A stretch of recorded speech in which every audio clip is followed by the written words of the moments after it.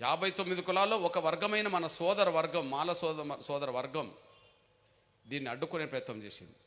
అప్పుడే తేలిపోయింది ఒక కులం మాత్రమే ఎందుకు అడ్డుకుంటున్నది, మిగతా కులాలు ఎందుకు కోరుకుంటున్నాయని. అంటే అన్యాయం జరిగింది మాదిగలే కాదు, సమాజంలో ఇంకా దళితుల్లో మెజారిటీ కులాలు అన్యాయం గురైనాయి కాబట్టి వాళ్ళకు న్యాయం కోసం కొట్లాడుతుంటే, రిజర్వేషన్ల ఫలాలు ఏకపక్షంగా పొందుతూ వచ్చిన మాల వర్గమే ఇంకా ఎల్లకాలం మేమే పొందాలనే ఒక స్వార్థ బుద్ధితో వర్గీకరణ అడ్డుకుంటుండ్రనే విషయం సమాజం గ్రహించింది. అందుకనే మాదిగ ఉద్యమానికి సమాజం యావత్తు అండగా నిలబడ్డది. వారికి నేను మన జాతి రుణపడి ఉన్నది. మాదిగ ఉద్యమానికి సమాజం మొత్తం అండగా నిలబడ్డది. ఒక వర్గం ఎందుకు వ్యతిరేకిస్తున్నదో వాళ్ళ స్వార్థం ఏందో తేలిపోయింది. 58 కులాల పక్షాన ఎంఆర్పిఎస్ ఎందుకు పోరాటం చేస్తున్నదో సమాజం గ్రహించింది.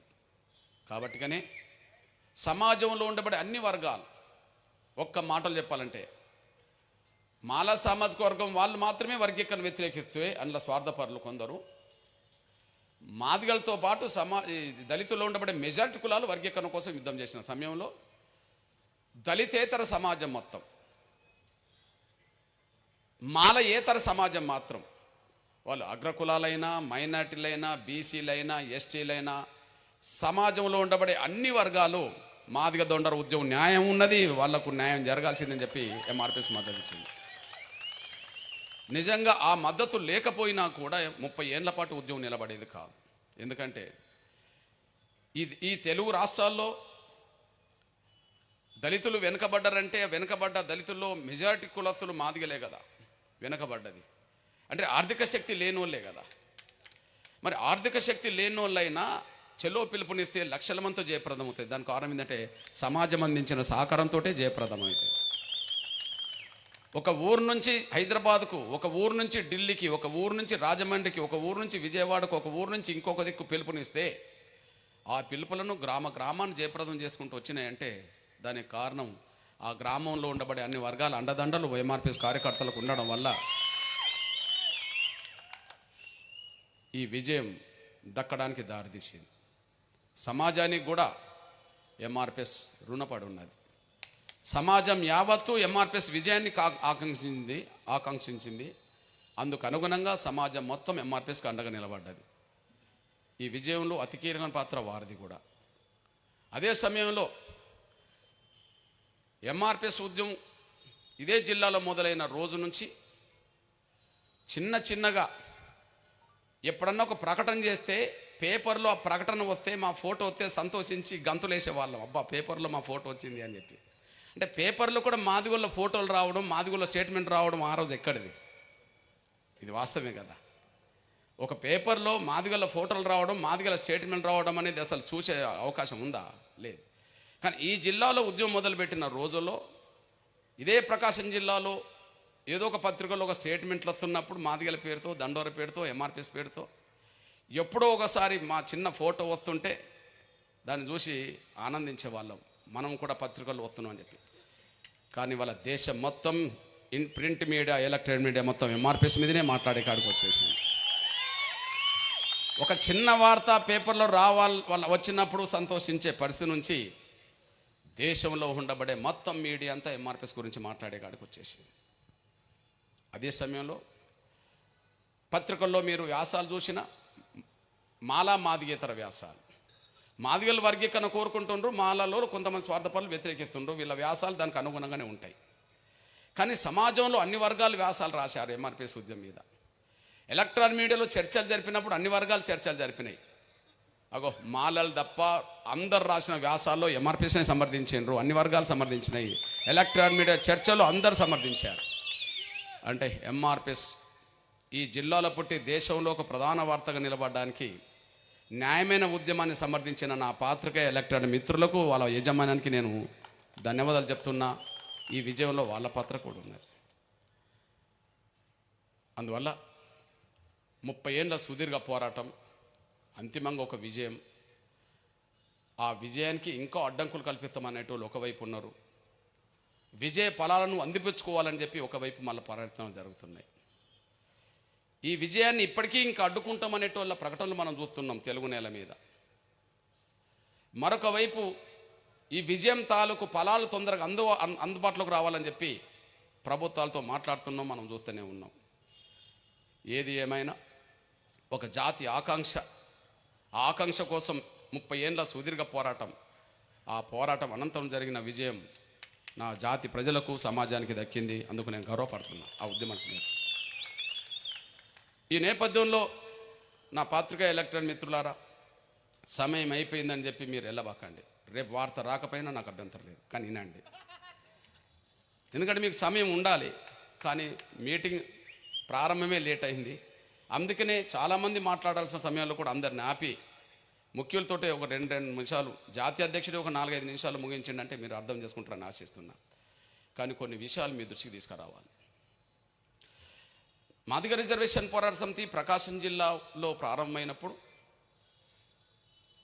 ఈ ఉద్యమం విస్తరిస్తున్న దశలో, ఈ ఉద్యమం ముందుకు తీసుకున్న దశలో మేము 2 రకాల దుష్ప్రచారాలను ఎదుర్కొన్నాం. ఒకటి, ఈ ఎంఆర్పిఎస్ ఉద్యమం వెనుక టీడీపీ చంద్రబాబు నాయుడు ఉన్నాడు అని. అది ముమ్మాటికి తప్పు. 2, ఎంఆర్పిఎస్ ఉద్యమాన్ని ఎట్లా ఎదుర్కోవాలి, ఎంఆర్పిఎస్ డిమాండ్ను ఎట్లా తప్పుపట్టాలి అనే విషయంలో వాళ్ళు ముందడుగేస్తే వాళ్ళకు ఎవరు మద్దతు ఇచ్చే పరిస్థితి లేదు. ఇక ఎంఆర్పిఎస్ ఉద్యమాన్ని అడ్డుకోవడానికి, వర్గీకరణ అడ్డుకోవడానికి ఇదే ప్రకాశం జిల్లాలో మొదలుపెట్టిన దుష్ప్రచారం ఏంటన్నప్పుడు మీ అన్నగా మీ బిడ్డగా చెప్తున్నా, వర్గీకరణ వ్యతిరేకంగా మాలల్ని రోడ్డు మీదకి రప్పించాలి.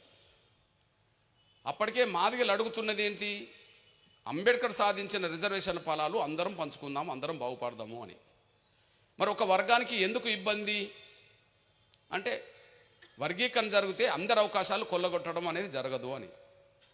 కాబట్టి రిజర్వేషన్ ఫలాలు ఏకపక్షంగా వాళ్ళు కొల్లగొట్టడానికి వర్గీకరణ అడ్డుకోవాలంటే సమాజం వెంటనే అంగీకరించదు. మాలల్లో కూడా కొంత ఈ విషయంలో మనం ఎందుకు అడ్డుకోవాలని చర్చ జరుగుతుందేమోనని చెప్పి ఆ చర్చను పక్కదారి పట్టించడానికి ఇదే జిల్లాలో మొదలుపెట్టిన దుష్ప్రచారం ఏంటంటే, కృష్ణమాది గారు మాదిగలకో పిలుపునిస్తున్నాడు, ఆనాడు పెరియార్ నీకు బ్రాహ్మణులు నాగుపాము ఎదురవుతే నాగుపామును వదిలిపెట్టి బ్రాహ్మణులను చంపండి అని ఆయన ప్రచారం చేస్తే, ఈరోజు నాగుపాము మాలలు ఎదురవుతే నాగుపామును వదిలిపెట్టి మాలల్ని చంపండి అని చెప్పి కృష్ణమాదిగా మన మీద ప్రచారం చేస్తున్నాడు. వాళ్ళ వల్ల మనకు ప్రమాదం రాబోతుంది కాబట్టి రోడ్ ఎక్కండి అని చెప్పి ఆనాడు ప్రచారం జరిగింది. నాకు తెలిసి ఇప్పుడు కూడా ఆ ప్రచారంలో కొంతమంది పనిచేసుకుంటున్నట్టుగా టీవీలో ఇప్పటికీ ఆ ప్రచారం జరుగుతున్నది. ఈ 2 చాలా శుద్ధ తప్పు. ఎందుకంటే మొదటిదానికి ఒక వివరణ ఏంటంటే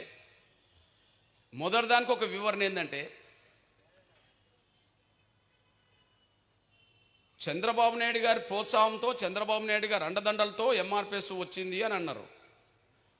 అసలు ఈ జిల్లాలో ఎంఆర్పిఎస్ ఉద్యమం మొదలుపెట్టింది 94 జూలై 7.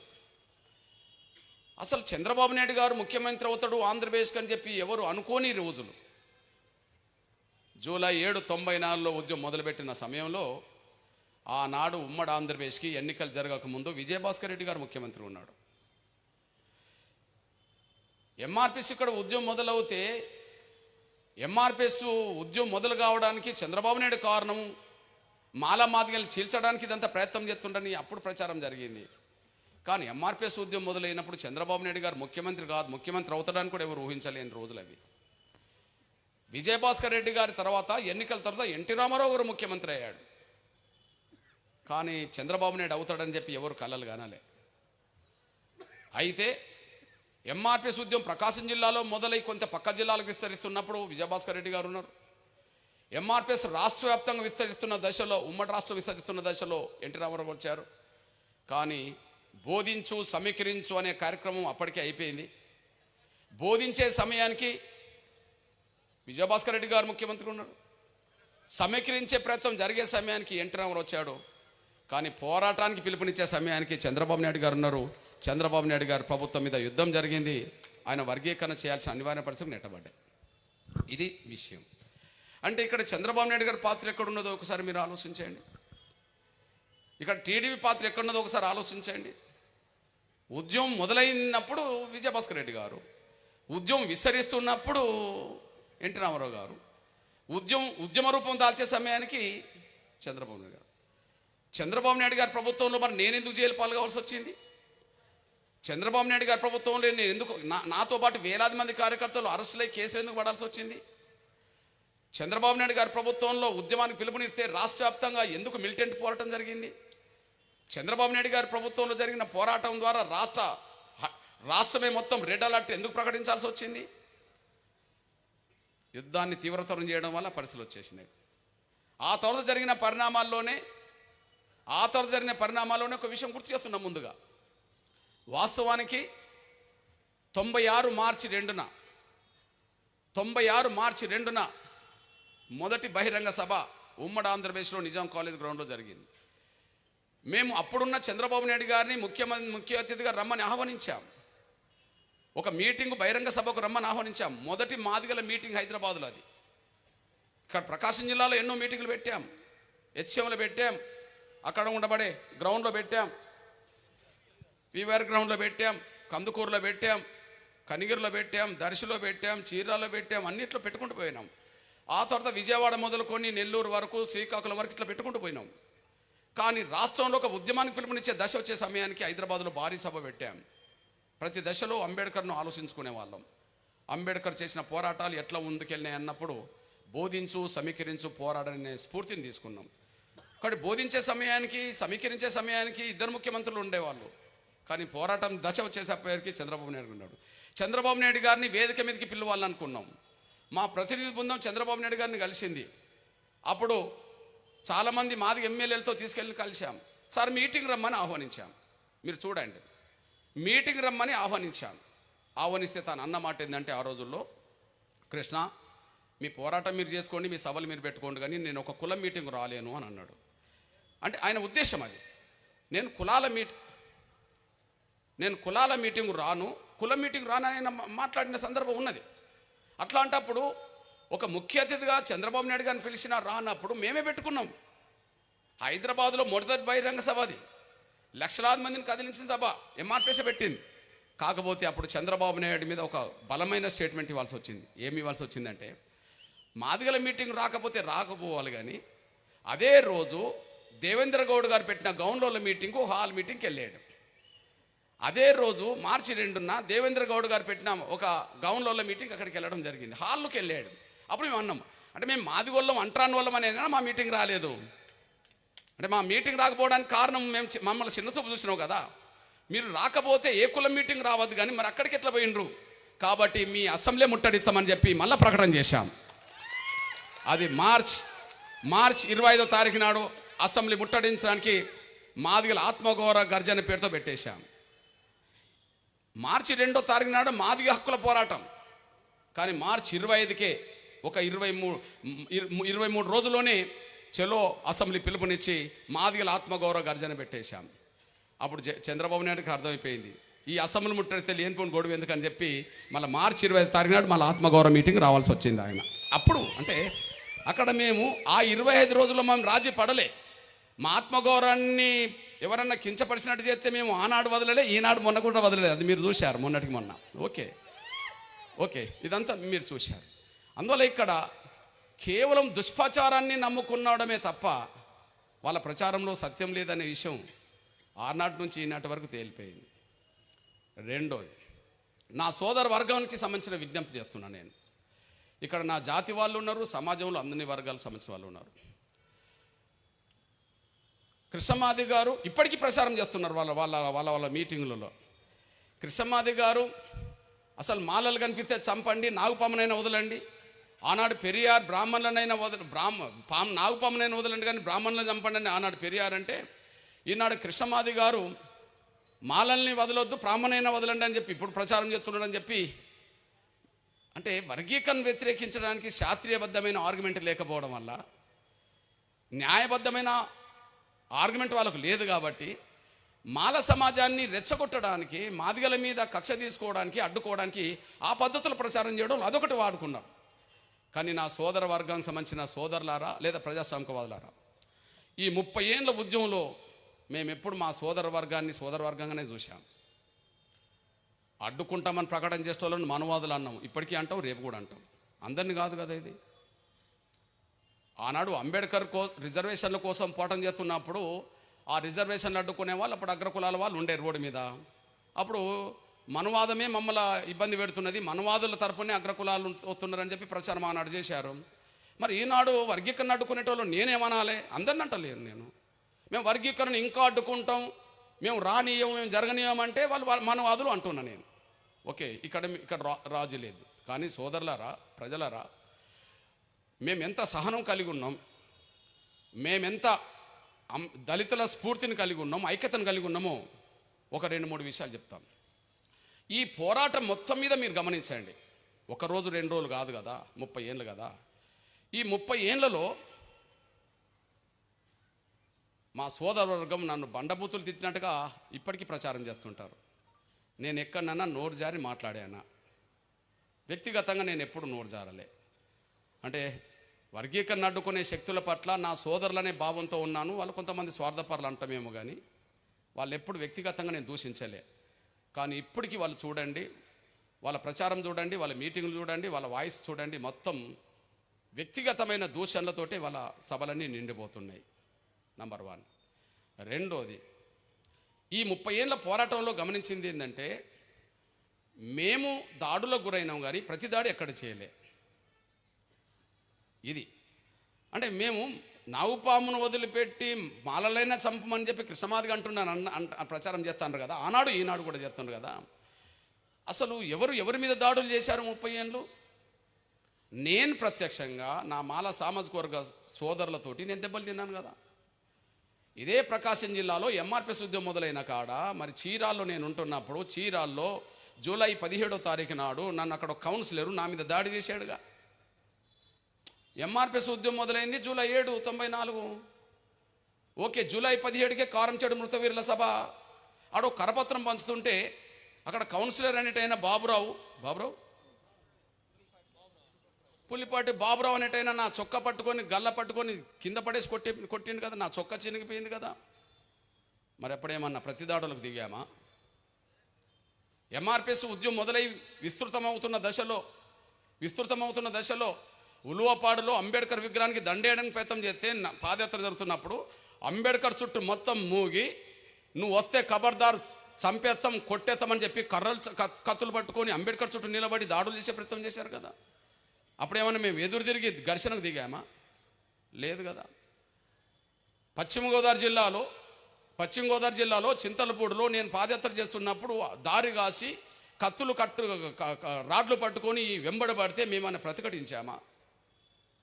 తూర్పుగోదావరి జిల్లా అమలాపురంలో పాదయాత్ర చేస్తున్నప్పుడు ఇక్కడ నుంచి మా గడ్డ నుంచి నడవనీయమని చెప్పి ప్రతి దాడులకు చాలామంది ఎదురు తిరిగి దాడులు చేసే సమయంలో మేము సహనంతో పోయాం తప్ప ఇక్కడ నన్ను ఎదురు తిరిగామా? ఉమ్మడి విశాఖ జిల్లా, ఉమ్మడి తూర్పుగోదావరి జిల్లాలో మా మీద దాడులు జరిగినప్పుడు, తుని పాయకరావుపేటలో దాడులు జరిగినప్పుడు మేమైనా ప్రతిదాడులు చేశామా? విజయనగరం జిల్లా ఎస్కోటకు దగ్గర ఉన్న గంగారం అనే గ్రామంలో అంబేద్కర్ విగ్రహానికి దండేయడానికి ప్రయత్నం చేస్తున్న సమయంలో నా మీద పడి దాడి చేస్తే ఆ దాడిని ఏమైనా తిప్పికొట్టి ప్రతిదాడులు ఏమైనా చేశామా? చేయలే. తెలంగాణ జిల్లాలో కొల్లాపూర్ దగ్గర నేను అంబేద్కర్ విగ్రహానికి దండేస్తుంటే ఆ దండ వేయకుండా చేయడానికి నా మీద దాడులు పిడిగుద్దులు గుద్దితే మేము కింద పడిపోవాల్సి వచ్చింది. రాళ్ల వర్షం కురిపిస్తే తలలు బగినాయి, కాలు చేతులు ఇరిగినాయి, రక్తం దారబోవాల్సి వచ్చింది. ఎప్పుడన్నా ప్రతిదాడులు చేశామా? తూర్పుగోదావరి జిల్లాలో మీరా సాహెబ్ అనే తమ్ముణ్ణి, ఎంఆర్పిఎస్ మండల సీనియర్ నాయకుడిని చిన్న వయసులో మాలా మహానాడు కార్యకర్తలు కత్తులతో దాడి చేసి హత్య చేసినప్పుడు మేమన్నా ప్రతిఘటన చేశామా? పశ్చిమ గోదావరి జిల్లాలో పెద్దేవం, తిరుగుడుమెట్ట, మలకపల్లి గ్రామాల్లో మాదిగల మీద దాడులు చేస్తున్న క్రమంలో మాదిగ పల్లెలు వదిలిపెట్టి పోయి బతుకు జీవుడు అని చెప్పి పారిపోయిన సమయంలో ఒక్కరు మిగిలిపోతే ఆ ఒక్కరిని దాడి చేస్తే సిర్రా నాగేశ్వరుని ఒక మాదిగ బిడ్డ చంపబడితే మేమేమన్నా ప్రతిఘటన చేసి ఇంకోరిని ఆ విధంగా చేసే ప్రయత్నం చేశామా? ఇక్కడ సమినం కోల్పోయింది ఎవరు, సమినం పాటించింది ఎవరు? ఇక్కడ సమినం కోల్పోయింది ఎవరు, సమినం పాటించింది ఎవరు? మేము దాడులకు గురైనాం కానీ దాడులు చేయలే. ఇది సత్యం కదా. ఆ మాట మేమంటే, ఆ మాటకు అర్థమైతే నిజంగా ఈ రాష్ట్రంలో శాంతి భద్రతల సమస్యలన్నీ మాలమాదిగల వల్లనే వచ్చేది కదా. కానీ అది పక్కదారి పట్టకుండా చూసుకోవడానికే కదా ఇంత సమయం పాటించాం. అది పక్కదారి పట్టకుండా చూసుకోవడం కదా ఇంత సమయం పాటించాం. అంటే ఎవరి పట్ల దాడులు చేసిండ్రు, ఎవరు దాడులకు గురైన విషయం చరిత్ర సాక్ష్యంగా నిలబడ్డది కదా.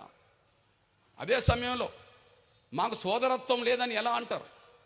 మాకున్నంత సోదరత్వం మీకున్నదని నేను అనుకోవట్లేదు. మాకున్న సోదరత్వం మీకున్నదని నేను అనుకోవట్లేదు. ఉంటే 30 ఏళ్ల పాటు మమ్మల్ని ఇట్లాంటి అడ్డంకులు కల్పించే వాళ్ళు కాదు. ఈ నేపథ్యంలో మీకు విజ్ఞప్తి చేస్తున్నాను. నేను ఎంఆర్పిఎస్ పుట్టకముందు మేము మాలల సోదరులకు అన్యాయం జరిగినప్పుడు నిలబడ్డాం. ఎంఆర్పిఎస్ ఉద్యమ కాలంలో నిలబడ్డాం, ఇప్పుడు నిలబడతాం. మా దళితుల్లో మా మాలలకు అన్యాయం జరిగినప్పుడు కూడా వాళ్ళ పక్షాన్ని నిలబడతాం. ఎంఆర్పిఎస్ ఉద్యమం పుట్టకముందు మా ఊర్లో ఉండబడిన మాల తమ్ముల మీద దాడులు చేస్తే ప్రతి దాడులు చేసి అప్పుడు మేము జైలుకి వెళ్ళాల్సి వచ్చింది. 82, 83లోనే మేము జైలుకి వెళ్ళామంటే అర్థం చేసుకోండి. ఇప్పటికి 42 సంవత్సరాల క్రితం జైలుకి వెళ్ళాము. ఎంఆర్పిఎస్ ఉద్యమం మొదలుపెట్టింది 30 ఏళ్ళ క్రితం కదా. కానీ నేను మా ఊర్లో జైలుకి వెళ్ళింది 42 సంవత్సరాల క్రితం కదా. అంటే అప్పుడు ఎవరి కోసం ఎవరు జైలుకి వెళ్ళాల్సి వచ్చింది? మా ఊర్లో 8-10 ఇండ్లు మాలల ఇండ్లు ఉంటాయి. మా ఊర్లో 200 ఇండ్లు మాదిగల ఇండ్లు ఉంటాయి వరంగల్కి దగ్గర. కానీ మాలల ఇండ్ల మీద అత్యాచారాలు, దాడులు జరుగుతున్నప్పుడు ప్రతిఘటించే కార్యక్రమంలో మేము ముందు వరుసలు నిలబడ్డప్పుడు మమ్మల్ని వాళ్ళు దాడులు చేసి ఇతరత చేసినప్పుడు మేము ప్రతి దాడి చేయాల్సి వచ్చింది. ఆ ప్రతి దాడిలో వాళ్ళు గాయాలు గురయ్యారు. తర్వాత కొంతమంది ఒకరు చనిపోతే ఆ కేసులో మేము జైలుకి వెళ్ళాల్సి వచ్చింది, చదువు మానాల్సి వచ్చింది. ఇప్పుడు ఇది జరిగింది. మరి ఎంఆర్పిఎస్ పుట్టక ముందు కూడా మేము జైలుకి వెళ్ళింది నా సోదరుల కోసమే కదా. ఇది కాదని ఎవరు చెప్పడానికి వీల్లేదు కదా. అదే సమయంలో ఎంఆర్పిఎస్ ప్రారంభం కాకముందే నేను ప్రకాశం జిల్లా, అది నా సొంత జిల్లా కాదు కదా. మరి సొంత జిల్లా కానీ ఈ జిల్లాలో ఎంఆర్పిఎస్ ఎందుకు పెట్టాల్సి వచ్చిందో తర్వాత విషయం. మరి ఇక్కడికి ఎందుకు వచ్చాను నేను? ఇక్కడికి 94 తర్వాత రాలేదే, 92కి వచ్చాను కదా. అప్పుడు జరిగింది ఏంటిది? చీమకుర్తిలో ఏషమ్మ, రాములమ్మ, అంజమ్మ అనే మన 3 మాల బిడ్డలను అత్యాచారం చేసి చంపిన కేసులో సిద్ధారాఘరావు గారు అన్న కొడుకు ఎవరో అందరు నిందితుడైనప్పుడు ఆడ ఉద్యమాలు చేయడం కోసమే అక్కడికి వచ్చి 9 నెలలు నేను మాల పల్లెలు పడుకున్నాను కదా. మాదిగ పల్లెలు పక్కనే ఉంటాయి కదా. 9 నెలలు నేను మాల పల్లెలు పడుకున్నాను కానీ ఒక్కరోజైనా మాదిగ పల్లెలు పడుకోలేదు కదా. ఇది చీమకుర్తి మాల ప్రజలకు తెలుసు, సమాజానికి తెలుసు కదా. అదే సమయంలో కారం చెడు జరిగినప్పుడు మేము విప్లవోద్యమంలో ఒక ఫుల్ టైం కార్యకర్తగా ఉండడం వల్ల ఇప్పుడు సభలకు వచ్చిపోయేవాళ్ళం. కానీ చుండూరు జరిగే సమయానికి కొంత లీజర్గా ఉండడం వల్ల, కొంత బయటికి రావడం వల్ల ఆ చుండూరు జరిగినప్పుడు నేను వచ్చి 3-4 నెలలు చుండూరు పల్లెల్లో నేను పడుకున్నాను కదా. నేను మాలపల్లెల్నే పడుకున్నాను కానీ మాదిగపల్లెకి వెళ్ళి పడుకోలేదు కదా. ఇదే ప్రకాశం జిల్లాలో కందుకూరు బృందావనం మీద అక్కడ ఉండబడే దివి కుటుంబం సంబంధించిన సభ్యులందరూ కలిసి అక్కడ పీడిఎస్కు బృందావనం అండగుంటుందనే నెపంతో ఏదో ఒక రకంగా దాడులు చేసి అక్కడ కట్టా విజయసారథి అనే ఒక తమ్ముని దారుణంగా చంపేస్తే అక్కడ ఉన్న వాళ్ళందరూ మగోళ్ళందరూ పారిపోతే అక్కడ బృందావనం మాలపల్లెలో 6 నెలలు నేను పడుకొని ఒక కార్యకర్తగా నేను రక్షణ కల్పించడానికి ప్రయత్నం చేశాను కదా. మరి అక్కడ ఉండబడే కందుకూరులో 2 పల్లెలు బలమైనవి కదా. దళిత వర్గాల్లో మాలలకు బృందావనం కదా. అదే దళిత వర్గాల్లో మాదిగలకు మరి ఆది ఆంధ్ర కాలనీ కదా. ఆది ఆంధ్ర కాలనీకి వెళ్ళి నేను ఎప్పుడూ 6 నెలల్లో పోయి పడుకోలేదే. అంటే సమస్య వచ్చినప్పుడు ఎక్కడ సమస్య వచ్చిందో నేను అక్కడనే ఉన్నాను కదా. ఇది ఎంఆర్పిఎస్ ఉద్యమం మొదలు కాకముందు జరిగిన ప్రయాణం కదా. పోనీ ఎంఆర్పిఎస్ ఉద్యమం మొదలైనాక మా ప్రయాణమేమైనా ఆగిందా? అట్లా ఒక లక్ష్యం కోసం అన్యాయం జరిగిన ఒక అంశం మీద పోరాటం చేశామే తప్ప మా సోదర వర్గం మీద ఎప్పుడన్నా ఇతరత్ర మనసులో పెట్టుకొని అది చేశామా? అదే చేస్తే మరి గద్దర్ ఎవరు? దళితుల్లో మా మాల సామాజిక వర్గ సోదరుడే కదా. మరి ఆనాడు ఆయన మీద కాల్పులు జరిపినప్పుడు ప్రజా సంఘాలు, పౌరత్వ సంఘాలు, ఏ సంఘాలు కూడా రోడ్డు మీదకి వచ్చి మాట్లాడలేని నిర్బంధం ఎదురైనప్పుడు గద్దర్ మీద కాల్పులకు నిరసనగా ఎంఆర్పిఎస్ మాత్రమే రాష్ట్ర బంద్ కాలిచ్చి జయప్రదం చేసింది కదా. అప్పటికి మా గద్దర్ సోదరుడు మాలని మాకు తెలుసు కదా. అయినప్పటికీ ఒక నిర్బంధానికి గురై ఆయన చావు బతుకుల మధ్యలో ఉన్నాడు. ఆయనను చంపడానికి ప్రయత్నం చేసింది దుర్మార్గం అని చెప్పి రాష్ట్ర బంద్ కాలిచ్చే చరిత్ర ఎంఆర్పిఎస్కి వచ్చింది కదా. జయప్రదం చేశాం కదా. శంకర్రావు మీద సబితాయిందర్ రెడ్డి గారి కొడుకులు మంత్రివర్గంలో ఉన్నప్పుడే ఆయన మీద దాడులు చేసి ఇబ్బంది చేస్తే ఆయనకు న్యాయం జరగాలని చెప్పి ఆయన పక్షాన్ని గట్టిగా నిలబడ్డాం కదా. కోదండరామ్ గారు ఒక అనుచితమైన వ్యాఖ్య గీతారెడ్డి అనే మా సోదరి మీద, మాల సోదరి మీద చేస్తే గీతారెడ్డి గారితో క్షమాపణ చెప్పించే ఉద్యమానికి నాయకత్వం వహించింది ఎంఆర్పిసే కదా. అంతేకాదు తెలంగాణ ఉద్యమం బలంగా నడుస్తున్న రోజుల్లో మరి ఢిల్లీలో ఒక అబ్బాయి తెలంగాణ కోసం చనిపోయిందనే వార్త తర్వాత ఆ డెడ్ బాడీని ఆంధ్రప్రదేశ్ భవన్లోకి తీసుకెళ్లాలనుకున్నప్పుడు అక్కడ అధికారులు అక్కడికి తీసుకురానియకపోతే అక్కడ ఉండబడే హరీష్ రావు వాళ్ళందరూ కలిసి చంద్రరావు అనే ఒక మాల అధికారి మీద తీవ్రమైన దాడి చేస్తే ఆ దాడికి నిరసనగా ఎంఆర్పిఎస్ ఉద్యమం చేసి అదే హరీష్ రావుతో చంద్రరావు కుటుంబానికి క్షమాపణ చెప్పించిన చరిత్ర ఎంఆర్పిఎస్కి ఉన్నది కదా. చంద్రరావు కూడా మాల సోదరుడే కదా. చంద్రబాబు నాయుడు ప్రభుత్వంలో యుద్ధం జరుగుతున్న సమయంలో సుద్దాలదేవ్ అనే మా మాల సోదరుడు మంత్రిగా ఉన్న సమయంలో ఆయన వర్గీకరణకు వ్యతిరేకంగా బలమైన సభలు పెడుతున్న సమయంలో కారణాలు ఏమైనా ఒక హత్య కేసులో ఆయన ఇరికి ఆయన మంత్రివర్గం నుంచి భర్త అయినప్పుడు కేవలం కేసు నమోదు చేస్తేనే నువ్వు ఎట్లా బర్తరఫ్ చేస్తావు? మరి కోడలి శివప్రసాద్ మీద బాంబుల కేసులు ఉన్నాయి. అదే సమయంలో రామసుబ్బారెడ్డి మీద డబుల్ మర్డర్ కేసులు ఉన్నాయి. మరి డబుల్ మర్డర్ కేసులు ఉన్న వాళ్ళు మంత్రివర్గంలో ఉండి కోర్టుల చుట్టూ తిరుగుతున్నారు. అదే సమయంలో బాంబుల కేసులు ఉన్నాయని కూడా తిరుగుతున్నారు కదా మంత్రివర్గంలో ఉండి. మరి కేసు నమోదైనంత మాత్రాన సాక్ష్యాలు లేవు కదా. మరి ఎలాంటి మంత్రివర్గంలో బర్తరఫ్ చేస్తున్నామని చెప్పి గట్టిగా పోరాటం చేస్తే ఆ సమయంలోనే బాబు మోహన్ అనే మాల సోదరుడికి మంత్రివర్గంలో చోటు కల్పించారు కదా. అంటే ఇవన్నీ ఏం సంకేతం చెప్తున్నాయో ఒకసారి మీరు అర్థం చేసుకోండి. అంతేకాదు కారం చెడు చుండూరు తర్వాత ఇంకో దారుణమైన ఘటన ఏ ఊరిలో జరిగిందో చెప్పండి. శ్రీకాకుళం జిల్లా లక్ష్మీపేటలో అనే విషయం మర్చిపోవద్దు. ఇక్కడ 5-6 ఇక్కడ కారం చెడులో చంపబడ్డారు. 8 మంది అక్కడ చుండూరులో చంపబడ్డారు. 6 అక్కడ లక్ష్మీపేటలో చంపబడ్డారు. చంపబడ్డది ఎవరో మనందరూ తెలుసు, మొత్తం మాలలే చంపబడ్డారు. మరి మాలలే చంపబడ్డప్పుడు ఎంఆర్పిఎస్ యుద్ధం తీవ్ర రూపం దాల్చిన సమయంలో కూడా ఎవరు అక్కడికి పోకపోతే ఎంఆర్పిఎస్ నా మాల సోదరుల పక్షాన్ని నిలబడి ఆడ న్యాయాన్ని సాధించాం కదా. ఒక్కసారి పోయి లక్ష్మీపేటలో అడగండి. నేను ఇప్పుడు అన్నీ చెప్తున్నా కదా, నేను ఇక్కడ చెప్తున్నా కదా. ఎంఆర్పిఎస్ ఉద్యమం మొదలు కాక ముందు నేను చుండూరులో పడుకున్నానా లేదా అడగండి. ఎంఆర్పిఎస్ ఉద్యమం మొదలు కాకముందు నేను చీమకుర్తిలో మాలపల్లిలో పడుకున్నానా లేదా అడగండి. ఎంఆర్పిఎస్ ఉద్యమం మొదలు కాకముందు నేను కందుకూరు బృందావనంలో పడుకున్నానా లేదా అడగండి. పోనీ ఉద్యమం తీవ్ర రూపం దాల్చున్న సమయంలో మరి లక్ష్మీపేటలో దాడులు చేసి 5-6 నా మాల తమ్ముళ్ళు చంపితే ఎవరు ముందుకు రాకపోతే ఆ ముందుకు వచ్చి రోడ్డు మీద శవాలు పెట్టి ఉద్యమాలు చేసి వాళ్ళకి న్యాయం చేసే చరిత్ర మరి మాలపల్లెలకు న్యాయం చేసే చరిత్ర ఎంఆర్పిఎస్కి ఉన్నదా లేదా అడగండి. ఒకసారి అక్కడికి పోయి లక్ష్మీపేటలో మాలపల్లెని అడగండి. మేము ఎప్పుడూ సోదరత్వాన్ని చాటుకుంటూనే వచ్చాం. అంశం మీద యుద్ధం చేస్తున్నాం రాజు లేకుండా, న్యాయం కాబట్టి. ఒక అంశం మీద యుద్ధం చేస్తున్నాం న్యాయం కాబట్టి. కానీ సోదర వర్గం మీద ఎప్పుడు దుష్ప్రచారం చేయలేదు. సోదర వర్గం మీద ఎప్పుడు కూడా అనవసరమైన విషయాలు మేము మాట్లాడలేదు. సోదర వర్గం మాదిగల మధ్యలో ఐక్యత దెబ్బతినే విధంగా ఏనాడు ప్రయత్నం చేయలేదు. కేవలం మాదిగలకు అన్యాయం జరిగింది, వీళ్ళకు న్యాయం జరగాలి. మాదిగలతో పాటు ఇంకా ఉపకులాలకు అన్యాయం జరిగింది, వీళ్ళకి న్యాయం జరగాలి.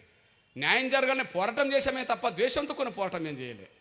మేము ఎప్పుడు సహనం కోల్పోలే, మేము ఎప్పుడు అసహనానికి గురికాలే, మేము ఎప్పుడు కక్షతోటి ఆలోచించలేదు. రేపైనా మా పైన వాళ్ళు తెలుసుకుంటారులే అనే పద్ధతిలోనే, రేపైనా మా పైన తెలుసుకునే పద్ధతిలోనే ఉంటారని మేము ఆశించాం. కానీ ఇప్పటికీ ఇంకా అడ్డుకునే ప్రయత్నం చేస్తామని మాట్లాడటం చూస్తే నాకు బాధ, జాలి అనిపిస్తుంటుంది. ఒక విషయం గుర్తు చేస్తున్నా నేను.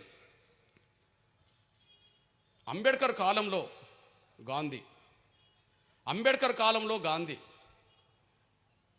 అంబేద్కర్ బ్రిటిష్ ప్రభుత్వాన్ని ఒప్పించి కమ్యూనల్ అవార్డు సాధించి ప్రత్యేక నియోజకవర్గాలు సాధించాడు. బ్రిటిష్ ప్రభుత్వాన్ని ఒప్పించి కమ్యూనల్ అవార్డు సాధించి ప్రత్యేక నియోజకవర్గాలు ఆయన సాధించాడు. నేను ప్రత్యేక నియోజకవర్గాలకు అంగీకరించానని చెప్పి గాంధీ రోడ్ ఎక్కాడు. గాంధీ ఆమర దీక్ష చేశాడు. దేశం దళితులు ఒకవైపు, అగ్రకులాలు ఒకవైపు నిలబడ్డాయి. దళితులోమో అంబేద్కర్ నాయకత్వంలో మేము సాధించింది మేము కాపాడుకోవాలని, ఎట్టి పరిస్థితుల్లో మేము అంగీకరించమని చెప్పి గాంధీ నాయకత్వంలో అగ్రకులాలందరూ రోడ్ ఎక్కారు. దేశం అల్లకల్లంగా మారే సమయం. అప్పుడు గాంధీ ఆమర దీక్ష చేశాడు. గాంధీ ఆమర దీక్ష చేస్తే ఆ ఆమర దీక్ష జరుగుతున్న సమయంలో అగ్రకులాలు అంబేద్కర్ను వేధించారు. గాంధీ కనుక చనిపోతే నీ భర్తమని, అసలు దళితులు ఒక్కరు బతకరని చెప్పి ఆనాడు ఒక ఉద్రిక్త వాతావరణం జరిగింది. కానీ ఆ సమయంలో గాంధీ బ్రిటిష్ ప్రభుత్వానికి ఒక లేఖ రాసిండు. ఏం రాసిండు? మీరు ఏ కమ్యూనల్ అవార్డు అయితే ప్రకటించారో దాన్ని వెనుకకు తీసుకోండి. మీరు వెనుకకు తీసుకోకపోతే నా ప్రాణమైన అడ్డం పెడతా. మీరు వెనుకకు తీసుకోకపోతే నా ప్రాణమైన అడ్డం పెడతా. నా ప్రాణాలను వదులుకుంటా కానీ కమ్యూనల్ అవార్డును ఒప్పుకోను అని అన్నాడు. అప్పుడు బ్రిటిష్ ప్రభుత్వం ఒక నిర్ణయానికి వచ్చేసింది. ఎట్టి పరిస్థితుల్లో మేము ముందుగా ప్రకటించిన దాన్ని వెనుకకు తీసుకోము. మీరు లేఖలు రాసినా ప్రకటన చేసినా మేము ముందు ఏదైతే ప్రకటన చేశామో ఆ ప్రకటనకే కట్టుబడి ఉంటాం. కానీ రెండో సూచన చేస్తున్నా నేను, మీరు ఏకమై ఒక ఒప్పందానికి వచ్చిండ్రు అనుకోండి, ఆ ఒప్పందాన్ని మేము గౌరవిస్తాం. మాకై మేము ప్రకటించిన దాన్ని వెనుకకు తీసుకోం. కానీ మళ్ళీ మీరు కూర్చున్నారు అనుకో, అంటే అగ్రకులాలు దళితుల మధ్యలో మీరు ఐక్యతతో మళ్ళీ కూర్చొని చర్చించుకున్నారు అనుకో, చర్చించుకొని మీ మధ్యలో ఒక ఒప్పందం జరిగింది అనుకో, మీ ఒప్పందాన్ని మేము అమలు చేస్తాం. అంటే దళితులు కూర్చోండి, అగ్రకులాలు కూర్చోండి. దళితుల తరపున ఎవరు కూర్చోవాలి? అంబేద్కర్ కూర్చోవాలి. మరి అగ్రకులాల తరపున ఎవరు రావాలి? గాంధీ రావాలి.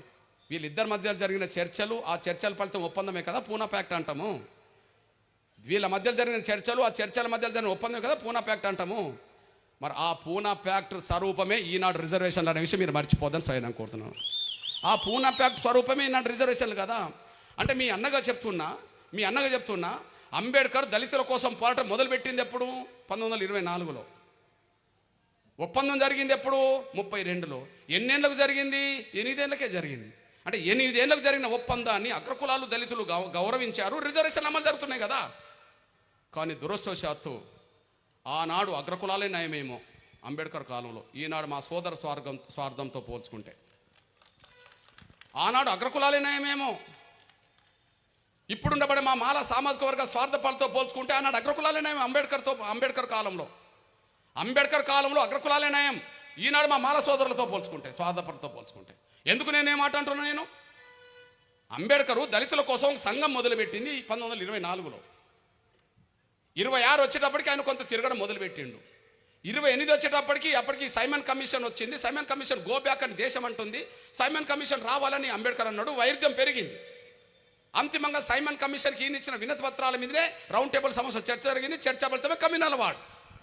అంటే మొత్తం పోరాటం మొదలుపెట్టి సమస్య పరిష్కారం దశకు ఎన్నేళ్ళయా? 8 ఏళ్ళు. అరే 8 ఏళ్లలోనే అగ్రకులాలు అంగీకరించినట్టే కదా గాంధీ నాయకత్వంలో. 8 ఏళ్లలోనే అగ్రకులాలు అంగీకరించారు కదా గాంధీ నాయకత్వంలో. మరి ఉన్నది పంచుకుందామంటే 30 ఏళ్ళకి ఎందుకు వెంబడిపడుతున్నారు మీరు? ఉన్నది పంచుకుందామంటే అరే లేని కాడ అగ్రకులాలు ఒప్పుకున్నాయి. అంబేద్కర్ కాలంలో లేని కాడ అగ్రకులాలు ఒప్పుకున్నాయి గాంధీ నాయకత్వంలో. గవ్వే ఇప్పుడు రిజర్వేషన్లు అనుభవిస్తున్నాం అందరం కలిసి. అరే లేని కాడ వాళ్ళు ఒప్పుకొని ఇప్పటికీ అమలు జరగడానికి వాళ్ళు సహకరిస్తుంటే ఉన్నది పంచుకోవడానికి ఎంబడబడుతుంది ఏంది? ఇదంతా అన్యాయం, ఇదంతా దుర్మార్గం, ఇది ఎంత అన్యాయం. 30 ఏళ్ళ ఎందుకు పోరాటం చేయాలి? 30 ఏళ్ళు ఉన్నది పంచుకుందామంటే ఎందుకు 30 ఏళ్ళు మేము కష్టపడాలా ఈ అంశం మీద? మీ అన్నగా చెప్తున్నా, 30 ఏళ్ళ పోరాటంలో 3వ విజయం ఇది. మొదటి విజయాన్ని అడ్డుకుంటే కదా రెండో విజయం కోసం కొట్లాడింది. మొదటి విజయాన్ని అడ్డుకుంటే కదా రెండో విజయం కోసం కొట్లాడింది. 94లో మొదలు ఇక్కడే మొదలైంది కదా. 97 వచ్చినప్పటికి ఇక్కడి నుంచే పాదయాత్ర పోయింది కదా. నారవరపల్లి నుంచి పాదయాత్ర పోయింది కదా. హైదరాబాద్ దిగ్బంధం చేశాం కదా. ఆ దిగ్బంధం ఫలితం ఎస్సీ వర్గీకరణ జరిగింది కదా. ఎస్సీ వర్గీకరణ జరగనివ్వమని చెప్పి మళ్ళీ హైకోర్టుకి వెళ్ళి రద్దు చేయించింది మీరే కదా. ఎస్సీ వర్గీకరణ రద్దు చేయించింది మీరే కదా. ఒక హైకోర్టు సింగిల్ జడ్జితో రద్దు చేస్తే తిరిగి ఉద్యమాన్ని నిలబెట్టుకుంటూ మళ్ళీ 5 జడ్జీల్లో 4 జడ్జీలు హైకోర్టులో సమర్థించే కాడికి వచ్చేసింది. అంటే ఒక విజయాన్ని అడ్డుకుంటే ఎక్కడ అడ్డుకున్నారో అక్కడనే విజయం సాధించాల్సి వచ్చింది. ఒకరు అడ్డుకున్నారు జడ్జి, 4 మళ్ళీ సపోర్ట్ చేశారు. పోనీ 4 సపోర్ట్ చేయడం వల్ల వర్గీకరణ అమలు జరిగింది. వర్గీకరణ అమలు జరిగితే దాన్ని రద్దు చేయడానికి ఎక్కడికి వెళ్ళిండ్రు?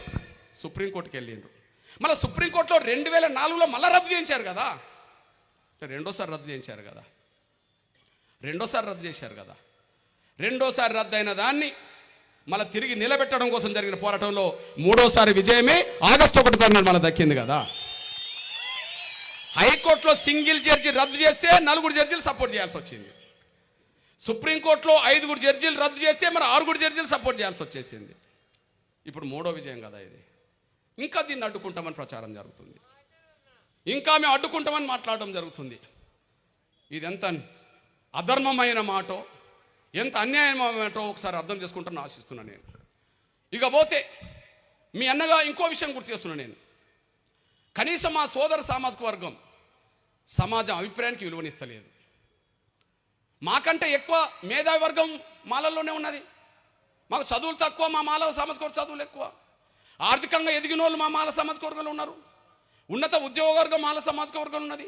సుప్రీంకోర్టు జడ్జిల దాకా ఎదిగిన వాళ్ళు మాల సామాజిక వర్గంలో ఉన్నారు. ఐఏఎస్ ఆఫీసర్లు ఎక్కువ మంది మాల సామాజిక వర్గం, ఐపీఎస్ ఆఫీసర్లు ఎక్కువ మంది మాల సామాజిక వర్గం, గ్రూప్ 1 గ్రూప్ 2 వాళ్ళు ఎక్కువ మాల సామాజిక వర్గం, రాజకీయంగా ఎదిగిన వాళ్ళు మాల సామాజిక వర్గం, అన్ని రంగాల మాల సామాజిక వర్గం ఎదిగింది.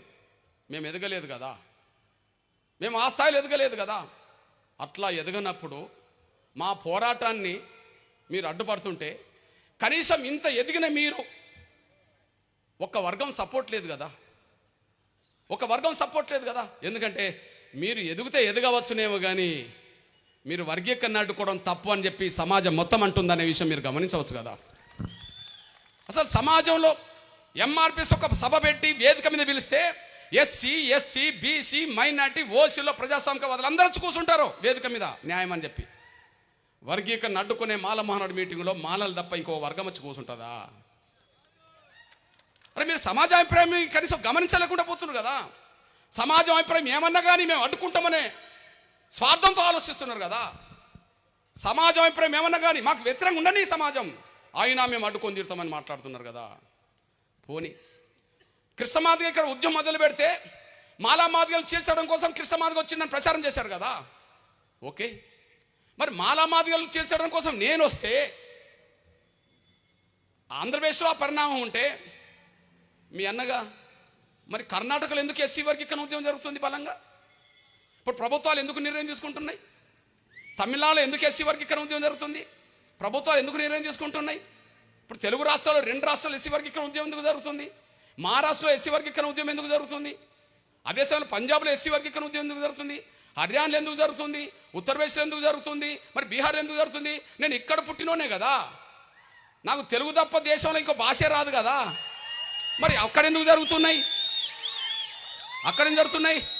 మాదిగలకు అన్యాయం జరిగిందని నా నోటి నుండి వచ్చిన మాట, మాదిగలకు అన్యాయం జరిగిందనేది నా నోటి నుండి వచ్చిన మాట కాదు కదా. ఈ దేశంలో కేంద్ర ప్రభుత్వాల కమిషన్లు వేసినా, ఏ రాష్ట్ర ప్రభుత్వాల కమిషన్లు వేసినా ప్రతి కమిషన్ వర్గీకరణ జరగాలని కోరుకుంటున్నది కదా. అది మీకు తెలుసు కదా. నేను ఉద్యమం మొదలుపెట్టాక కారణం ఏంటిది? ఈ వాదన. నేను పుట్టకముందే ఈ వాదనకు కమిషన్ రిపోర్ట్ ఇచ్చింది కదా. 1965 జూన్ 1వ తారీఖు నాడు, ఆనాడు లాల్ బహదూర్ శాస్త్రి ప్రధానమంత్రి ఉన్న కాలంలో లోకూర్ కమిటీ వేస్తే ఆ కమిటీ ఎస్సీ వర్గీకరణ సమర్థించింది కదా. మరి అప్పుడు నేను పుట్టలేదు కదా. మరి అప్పుడు ఎవరు చీల్చడానికి ప్రయత్నం చేసినట్టు? అంటే ఇక్కడ దళితుల్లో అన్యాయం గురిన వర్గాలు ఉన్నాయి, అవకాశాలు పొందిన వర్గాలు ఉన్నాయి. వీళ్ళ మధ్యలో సమతుల్యత రావాలంటే, అందరికి న్యాయం జరగాలంటే వర్గీకరణ జరగాలని చెప్పింది కదా నేను పుట్టకముందే. పోనీ ఎంఆర్పిఎస్ ఉద్యమం మొదలైన వెంటనే చంద్రబాబు నేను ఏబిసిడి చేయలేదు కదా. ఆయన కమిషన్ వేసిండు కదా. జస్టిస్ రామచంద్ర కమిషన్ రిపోర్ట్లో వర్గీకరణ జరగాలని చెప్పింది కదా.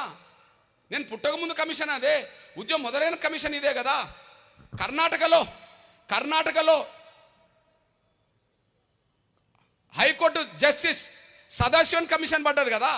కమిషన్ రిపోర్ట్ వర్గీకరణ జరగాలి, దళితుల మధ్య అసమానతలు పెరుగుతున్నాయి, ఈ అసమానతలు తొలగిపోవాలంటే వర్గీకరణ జరగాలని చెప్పి జస్టిస్ సదాశివన్ కమిషన్ రిపోర్ట్ ఇచ్చింది కదా. తమిళనాడులో అక్కడ కర్ణాటకలో వేసింది ఎస్ఎం కృష్ణ ప్రభుత్వం. పోనీ తమిళనాడులో కరుణానిధి గారు ఎస్సీ వర్గీకరణ చేయడానికంటే ముందు అక్కడ జస్టిస్ జనార్దన్ కమిషన్ వేసింది కదా. కమిషన్ రిపోర్ట్ వర్గీకరణకు అనుకూలంగా వచ్చింది కదా. అక్కడ వర్గీకరణ అమలు జరుగుతుంది కదా. మరి అక్కడేమైంది? కృష్ణమాది గారు ఇక్కడ అంటే మరి అక్కడే ఎందుకు జరుగుతున్నది? మహారాష్ట్రలో లాహోజీ సాల్వే కమిషన్ వేసిండు కదా. ఆ కమిషన్ రిపోర్ట్ వర్గీకరణ జరగాలని చెప్పింది కదా. ఉత్తరప్రదేశ్లో హుకుమ్ సింగ్ కమిషన్ పడ్డది కదా. ఆ కమిషన్ వర్గీకరణ జరగాలని కోరుకున్నది కదా. పంజాబ్లో గుర్నామ్ సింగ్ కమిషన్ పడ్డది కదా. ఆ కమిషన్ వర్గీకరణ జరగాలని కోరుకున్నది కదా. హర్యానాలో ఈ మధ్య కాలంలో కమిషన్ పడ్డది కదా. ఆ కమిషన్ రిపోర్ట్ కూడా వర్గీకరణ జరగాలని చెప్పింది కదా. అంటే అర్థం ఏంటిది? ఒకటే అర్థమవుతుంది, కేంద్ర ప్రభుత్వం మొన్నటికి మొన్న అంతకుముందు యూపీఏ గవర్నమెంట్ జస్టిస్ ఉషా మేర కమిషన్ వేసింది కదా. ఉషా మేర కమిషన్ రిపోర్ట్లో వర్గీకరణ జరగాలని కోరుకున్నది కదా. అంటే ఎంఆర్పీ చేసే డిమాండ్లో న్యాయం ఉన్నది కాబట్టి కమిషన్లను ఒప్పుకుంటున్నాయి. ఎంఆర్పిఎస్ డిమాండ్లో న్యాయం ఉన్నది కాబట్టి కమిషన్లను ఒప్పుకుంటున్నాయి. మీరు కమిషన్ల అభిప్రాయాన్ని కూడా విలువనివ్వరా? సమాజంలో అందరి అభిప్రాయాలకు విలువనిత్తలేరు, కమిషన్ల అభిప్రాయాన్ని కూడా మీరు వెళ్ళిత్తలేరు. అంతేకాదు నా సోదరులారా, ఈ గడ్డ మీద పుట్టిన ఉద్యమం దేశ పాలకులు కదిలించింది కదా. ఈ గడ్డ మీద పుట్టిన ఉద్యమం దేశ న్యాయ వ్యవస్థను కదిలించింది కదా. ఈ గడ్డ మీద పుట్టిన ఉద్యమం రాష్ట్రపతులు కదిలించింది కదా. అంటే 30 ఏళ్ల క్రితం ఈ ప్రకాశం జిల్లా గడ్డ మీద పుట్టిన ఉద్యమం దేశ వ్యవస్థను కదిలించింది కదా. సాక్ష్యం ఏంటిది? మీ అన్నగా ఎస్సీ వర్గీకరణ ఉద్యమం ఈ జిల్లాలోనే పుట్టింది కదా. కానీ అంతిమంగా సమస్య పరిష్కారానికి ఎవరు చొరవ తీసుకున్నారు? 99 డిసెంబర్ 1వ తారీఖు నాడు 99 డిసెంబర్ 1వ తారీఖు నాడు ఎస్సీ వర్గీకరణ న్యాయమే ఖచ్చితంగా అమలు జరగాల్సిందని చెప్పి ఆనాడు దళితుడైన రాష్ట్రపతి కేఆర్ నారాయణ్ ఎస్సీ వర్గీకరణ సమర్థించి నిర్ణయం తీసుకున్నాడు కదా. ఈ గడ్డ మీద పుట్టిన ఉద్యమం రాష్ట్రపతిని కదిలించింది కదా. ఆయన రాష్ట్రపతి దళితుడే కదా. ఆయన మాట కూడా మీరు ఖాతరు చేస్తలేరు కదా. ఇదెక్కడ న్యాయం? ఆయన మాటను కూడా మీరు ఖాతరు చేస్తలేరు కదా. ఇదెక్కడ న్యాయం? అదే సమయంలో కాంగ్రెస్ యూపీఏ గవర్నమెంట్ ఉన్నప్పుడు దేశ ప్రధానమంత్రి మన్మోహన్ సింగ్ గారే ఉషామేర కమిషన్ వేసిండు కదా. మన్మోహన్ సింగ్ గారు క్యాబినెటే తీర్మానం చేసింది కదా. ఉషామేర కమిషన్ రిపోర్ట్ కూడా వర్గీకరణ కోరుకున్నది కదా. మరి ప్రధానమంత్రి మన్మోహన్ సింగ్ గారు దీనికి అనుకూలమని చెప్పినట్టే కదా. పోనీ ఇవాళ ప్రపంచాన్ని ప్రభావితం చేసే ఈ దేశ నాయకుడైన గౌరవ దేశ ప్రధానమంత్రి గౌరవ నరేంద్ర మోడీ గారు సరిగ్గా ఈ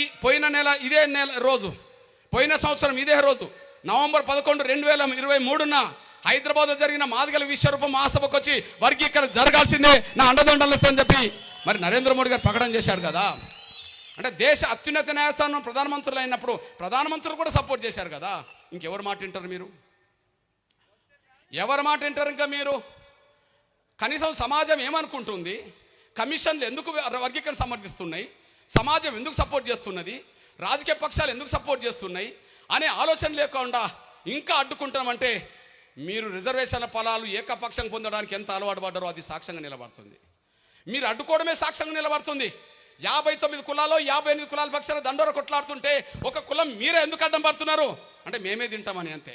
అందరి అవకాశాలు మేమే కొల్లగడతామని స్వార్థ బుద్ధి తప్ప ఇంకా మీ దగ్గర సామాజిక న్యాయం లేకుండా పోయిందనేసి మీద తీసుకొస్తున్నాను నేను. పోనీ ఇప్పుడు నేను చెప్పింది ఏంటిది? రాష్ట్రపతులు కదిలించాం, ప్రధానమంత్రులు కదిలించాం, కనీసం న్యాయ వ్యవస్థ మాట కూడా విలువనివ్వరా? ఈ దేశ సుప్రీంకోర్టు అత్యున్నత న్యాయవ్యవస్థ కదా. సుప్రీంకోర్టుకు చీఫ్ జస్టిసే బాస్ కదా. గౌరవ చీఫ్ జస్టిస్ గౌరవ చంద్రచూడ్ గారి ఆధ్వర్యంలోనే 7 జడ్జీలతో కూడిన ధర్మాసనం 6 జడ్జీలు ఎస్సీ వర్గీకరణ జరగాల్సిందే, రాష్ట్రాలకు అధికారం ఉందని చెప్పి స్పష్టం చేసింది కదా. చీఫ్ జస్టిస్ స్పష్టం చేస్తారు కదా. మీరు న్యాయ వ్యవస్థను కూడా గౌరవించారు కదా. ఎవరిని గౌరవిస్తారు మీరు?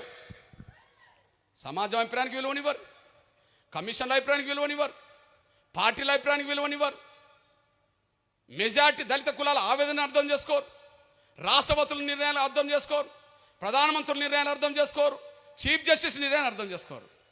ఇదేంటి మీ ప్రవర్తన? మానండి. ఇదేంటి మీ ప్రవర్తన? మానండి. సమాజం ఏమనుకుంటుందో అర్థం చేసుకోండి. అదే సమయంలో ప్రజాస్వామికవాదులారా, నా మీడియా పెద్దలారా, ఈ 30 ఏళ్ల పోరాటంలో వాళ్ళది ఏకసూత్రం, రిజర్వేషన్లు మేమే తింటాం, వర్గీకరణ అడ్డుపడతాము అని ఏకసూత్రం. ఇంకో కార్యక్రమం లేదు వాళ్ళకు. వర్గీకరణ వ్యతిరేకించే మాల లీడర్లకు, వర్గీకరణ వ్యతిరేకించే మాల నాయకులకు వాళ్ళకి ఇంకో కార్యక్రమే లేదు. ఏకసూత్రం 30 ఏళ్ళు ఇదే, ఇంకా అదే అంటాను. కానీ ఎంఆర్పిఎస్ ఒక లక్ష్యం కోసం వర్గీకరణ ఉద్యమం మొదలైనా సమాజం కోసం ఎన్నో ఉద్యమాలు చేశాం. ఒక లక్ష్యం కోసం ఎంఆర్పిఎస్ ఉద్యమం మొదలైనా దాన్ని నిలబెట్టుకుంటూ, దాన్ని కాపాడుకుంటూ, దాన్ని ముందుకు తీసుకెళ్తూ అంతిమంగా సమస్యలు ఏది వచ్చినా దానికోసం కూడా నిలబడ్డాం. అంటే మాకు సమాజం పట్ల బాధ్యత కూడా ఉన్నది, మీకు సమాజం పట్ల బాధ్యత లేదు. మీ స్వార్థం తప్ప సమాజం పట్ల బాధ్యత లేదు. మాకు జాతి ప్రయోజనాలతో పాటు సమాజం బాధ్యత కూడా ఉన్నది. మాకు జాతి ప్రయోజనాలతో పాటు సమాజం బాధ్యత కూడా ఉన్నది. ఆ సమాజం బాధ్యత లేకపోతే దేశం మొత్తం తిరగండి. ఎస్సీ వర్గీకరణ అమలు జరుగుతున్న రోజుల్లో ఎస్సీ ఎస్టీ ఉద్యోగస్తులకు ప్రమోషన్లు రిజర్వేషన్లు కోసం ఉద్యమం చేస్తే ప్రమోషన్ రిజర్వేషన్ రాష్ట్రం అమలు చేస్తున్న రాష్ట్రాలు తెలుగు రాష్ట్రాలను కూడా మీరు మర్చిపోదు. ఎస్సీ ఎస్టీ ఉద్యోగస్తులకు ప్రమోషన్ రిజర్వేషన్ సాధించింది ఎంఆర్పిఎస్ కదా.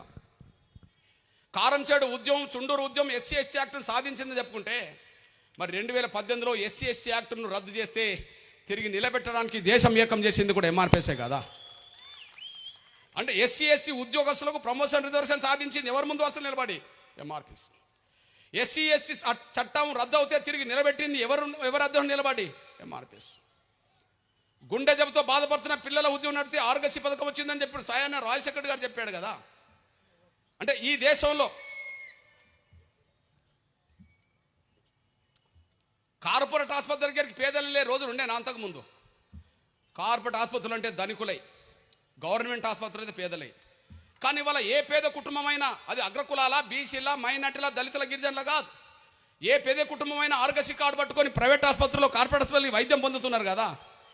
ప్రపంచంలో అది ఎక్కడ లేదు కదా ఇంతకుముందు, ఈ దేశంలో ఇంతకుముందు ఎక్కడ లేదు కదా, కేవలం ఈ తెలుగు రాష్ట్రాల్లో పుట్టింది కదా. మరి ఎంఆర్పిఎస్ ఉద్యమం ఫలితం అన్ని కులాలకు అందుతున్నట్టుగానే నా మాల కుటుంబాలకు కూడా ఆరోగ్యశ్రీ పథకం వచ్చింది కదా. మాకు సమాజం పట్ల బాధ్యత ఉన్నది. మీకు ఏకసూత్రం రిజర్వేషన్ ఫలాలు మేమేమి తినాలంటే వర్గీకరణ అడ్డుకోవాలి. ఏకసూత్రం 30 ఏళ్ళు. ఈ 30 ఏళ్ళు దాని తప్ప ఇంకేదైనా సమస్య పట్టించుకున్నారా? కాలు లేని, చేతులు లేని, కళ్ళు లేని వికలాంగుల పక్షాన, మాట్లాడడానికి నోరు లేని, వినడానికి చెవులు లేని వికలాంగుల పక్షాన యుద్ధం చేసింది ఎంఆర్పిఎస్ కాదా? దాని ఫలితం ఇవాళ తెలుగు రాష్ట్రాల్లో 6,000 రూపాయల పెన్షన్ రాలేదా? భారతదేశంలో ఏ రాష్ట్రంలో సరే ఆరోగ్యశ్రీ పథకం ఉన్నదా? లేదు కదా. ఇక్కడ మొదలైన ఆరోగ్యశ్రీ పథకమే కేంద్రం గౌరవ పెద్దలు నరేంద్ర మోడీ గారు 2017-18లో ఆయుష్మాన్ భావ్ పథకంగా తీసుకొచ్చాడు కదా. అంటే మొదలైంది ఎక్కడ ఆరోగ్యశ్రీ పథకం తెలుగు నేల మీద కదా. కేంద్రం తీసుకొచ్చింది ఎప్పుడా? 2018లో కదా. అంటే 2004లో చేసిన ఉద్యమ ఫలితం దేశవ్యాప్తంగా అందరికి ఫలితాలు వస్తున్నట్టే కదా. ఈ పోరాటం చేసింది ఎంఆర్పిఎస్ఏ కదా. మాకు సమాజం పట్ల బాధ్యత ఉన్నదనే విషయం మీరు మర్చిపోవద్దు. మీకు బాధ్యత లేదనే విషయం కూడా గుర్తు చేస్తున్నాను నేను. మీకు స్వార్థం తప్ప మీకు బాధ్యత లేదనే విషయం కూడా గుర్తు చేస్తున్నాను నేను. ఇంతకంటే ఏం చెప్పాలి నేను? కాలు లేని, చేతులు లేని, కళ్ళు లేని వాళ్ళకు ఇక్కడ 6,000 పెన్షన్ వస్తుంది. దేశంలో ఏ రాష్ట్రంలో 6,000 పెన్షన్ వస్తుందా? తెలుగు రాష్ట్రాల్లోనే 6,000 పెన్షన్ వస్తుంది. భారతదేశంలో ఇంకా 1,000 రూపాయలు 2,000 లోపే ఉన్నదే. ఇంకా 500, 600 ఇచ్చే రాష్ట్రాలు ఉన్నాయి. ఇక్కడ అంతగానే ఎందుకు పెరిగిందంటే వాళ్ళ పక్షాన్ని ఎంఆర్పిఎస్ నిలబడ్డది. మరి గుండె జబ్బుల ఉద్యమం నడిపితే ఆరోగ్యశ్రీ పథకం మాలలకు రావట్లేదా? అంది కులాల్లాగా. వికలాంగుల ఉద్యమం నడిపితే మాల వికలాంగుల సమాజం అందుకోవట్లేదా? మీ అన్నగా చెప్తున్నా, SC/ST ఉద్యోగస్తులకు ప్రమోషన్ రిజర్వేషన్లు అందరికి దక్కట్లేదా? SC/ST యాక్ట్ రద్దు అయితే తిరిగి నిలబెట్టిన తర్వాత మరి అన్యాయం అవమానం జరిగినప్పుడు SC/ST అట్రాసిటీ కేసులు మాల సోదరులు పెట్టట్లేదా? అదే సమయంలో వృద్ధాప్య పెన్షన్ల కోసం ఉద్యమం నడిపింది ఎంఆర్పిఎస్ కాదా? వృద్ధాప్య పెన్షన్ల కోసం ఉద్యమం నడిపింది ఎంఆర్పిఎస్ కాదా? ఈ తెలుగు నేల మీద 4,000 రూపాయల పెన్షన్ కదా. 2004, 2014 మధ్యలో మీరు గమనించండి సోదరులారా. 2004, 2014 మధ్యలో వృద్ధుల పెన్షన్ 200 ఉండే. 2004లో రాజశేఖర్ గారు 200 ఇచ్చిండు. 2009లో రోషే 200 ఇచ్చిండు. రాజశేఖర్ చనిపోయినాక రోషే గారు దిగిపోయినాక 200 కిరణ్ కుమార్ గారు ఇచ్చిండు. 2004 మే నెలలో రాజశేఖర్ గారు ముఖ్యమంత్రి అయిండు, 200 ఇచ్చిండు. 2014 మే వరకు కిరణ్ కుమార్ గారు ముఖ్యమంత్రి 200 ఇచ్చేశాడు. పెరిగిందేమని ఉన్నదంటే 2 రూపాయలు కాదు, రూపాయి పెరగలే. కానీ 10 ఏళ్లలో రూపాయి పెరగలేదు కదా. మరి మరో 10 ఏళ్లలో 200 పెన్షన్ 4,000 దాకా తీసుకొచ్చాం కదా. ఒక 10 ఏళ్ళు రూపాయి పెరగలేదు కదా. మరో 10 ఏళ్లలో 4,000 సాధించాం కదా. మరి ఈ పోరాటానికి నాయకత్వం ఇచ్చింది ఎవరు? ఎంఆర్పిఎస్ఏ కదా. అంటే వృద్ధులకు సంబంధించిన పెన్షన్లు కానీ, వితంతుల పెన్షన్లు కానీ, తర్వాత ఒంటరి మహిళల పెన్షన్లు కానీ, ఇతరత్ర పెన్షన్లు కానీ పెరగడానికి కారణం ఎవరు? ఎంఆర్పిఎస్ఏ కదా. మరి ఆ పెన్షన్ పొందుతున్న వాళ్ళలో మన వర్గాలు కూడా ఉన్నాయి కదా. తెల్ల రేషన్ కార్డు బియ్యం కోట 4 కిలోలు ఉన్న కాంచి 5 కిలోలు చేసే తెల్ల రేషన్ కార్డు బియ్యం కోట ఆకలి కేకలు పోవడం చేసింది ఎంఆర్పిఎస్ఏ కదా. దళితుల మీద దాడులు, అత్యాచారాలు జరుగుతున్నప్పుడు పోరాటం చేస్తున్నది ఎంఆర్పిఎస్ఏ కదా. అంటే సమాజం కోసం మాకు బాధ్యత ఉన్నదనేసి మీ దృష్టి తీసుకొస్తున్నాను నేను. మీకు బాధ్యత లేదు, స్వార్థం తప్ప. ఈ 30 ఏళ్లలో ఒక అంశంతో మొదలైన ఉద్యమం 10 అంశాల పరిష్కారానికి దారితీసే ఉద్యమంగా తయారు చేశాం. మీరు ఈ 30 ఏళ్లలో వర్గీకరణ వ్యతిరేకించే ఏకసూత్రం తప్ప ఇంకో కార్యక్రమం పెట్టుకున్నారు. మీ వల్ల సమాజానికి ఏం జరిగింది? ఎంఆర్పిఎస్ వల్ల నా జాతి మేలుకున్నది, ఎంఆర్పిఎస్ వల్ల నా జాతి తలెత్తుకొని తిరుగుతుంది, ఎంఆర్పిఎస్ వల్ల నా జాతి ముందు అడిగేస్తున్నది, ఎంఆర్పిఎస్ వల్ల వర్గీకరణ ద్వారా ఉద్యోగాలు పొందింది, చదువుకునే అవకాశాలు పొందింది. ఇవన్నీ ఉద్యమాలు జరగడం వల్ల నా జాతి కొంత ముందుకెళ్తున్నది. అట్లనే అన్ని వర్గాల పేదలకు కూడా ఇవన్నీ దక్కుతున్నాయి. ఎంఆర్పిఎస్ వల్ల మాదిగలకు మేలు జరిగింది, సమాజానికి మేలు జరిగింది. మీ వల్ల ఏం జరిగింది? ఒక్కటి చెప్పండి. మీ వల్ల ఏం జరిగిందో సమాజం చెప్పండి. ఇంకా అడ్డుకుంటున్నామని అంటున్నారు కదా. అందువల్ల అడ్డుకోవడం అనేది మీరు అంటుంటే బాధ, జాలి అనిపిస్తున్నది.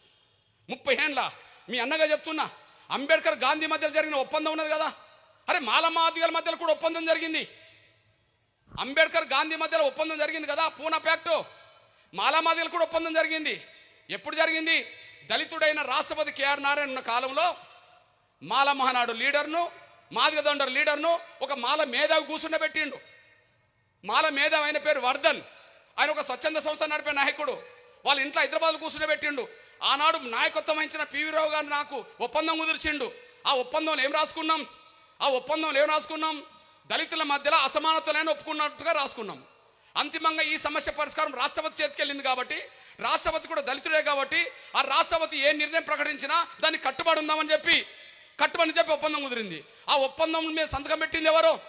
నేను పెట్టాను కదా. ఆ ఒప్పందం సంతకం పెట్టింది ఎవరు? పివిరావు పెట్టిండు కదా. ఆ ఒప్పందానికి సాక్షి ఎవరు? ఈ ప్రకాశం జిల్లాలో పుట్టిన తర్వాత మాలమహల్ లీడర్ అనబడుతున్న జూపుడి సాక్ష్యం కదా. ఆ జూపుడి ప్రవక్తతో పాటు ఆనాడు మల్లు రవి సాక్ష్యం కదా. ఇప్పుడు మల్లు రవి ఉన్నాడు కదా. మల్లు బట్టి విక్రమ సాక్ష్యం కదా. సాక్ష్యాల్లో వాళ్ళు కూడా పెట్టారు కదా.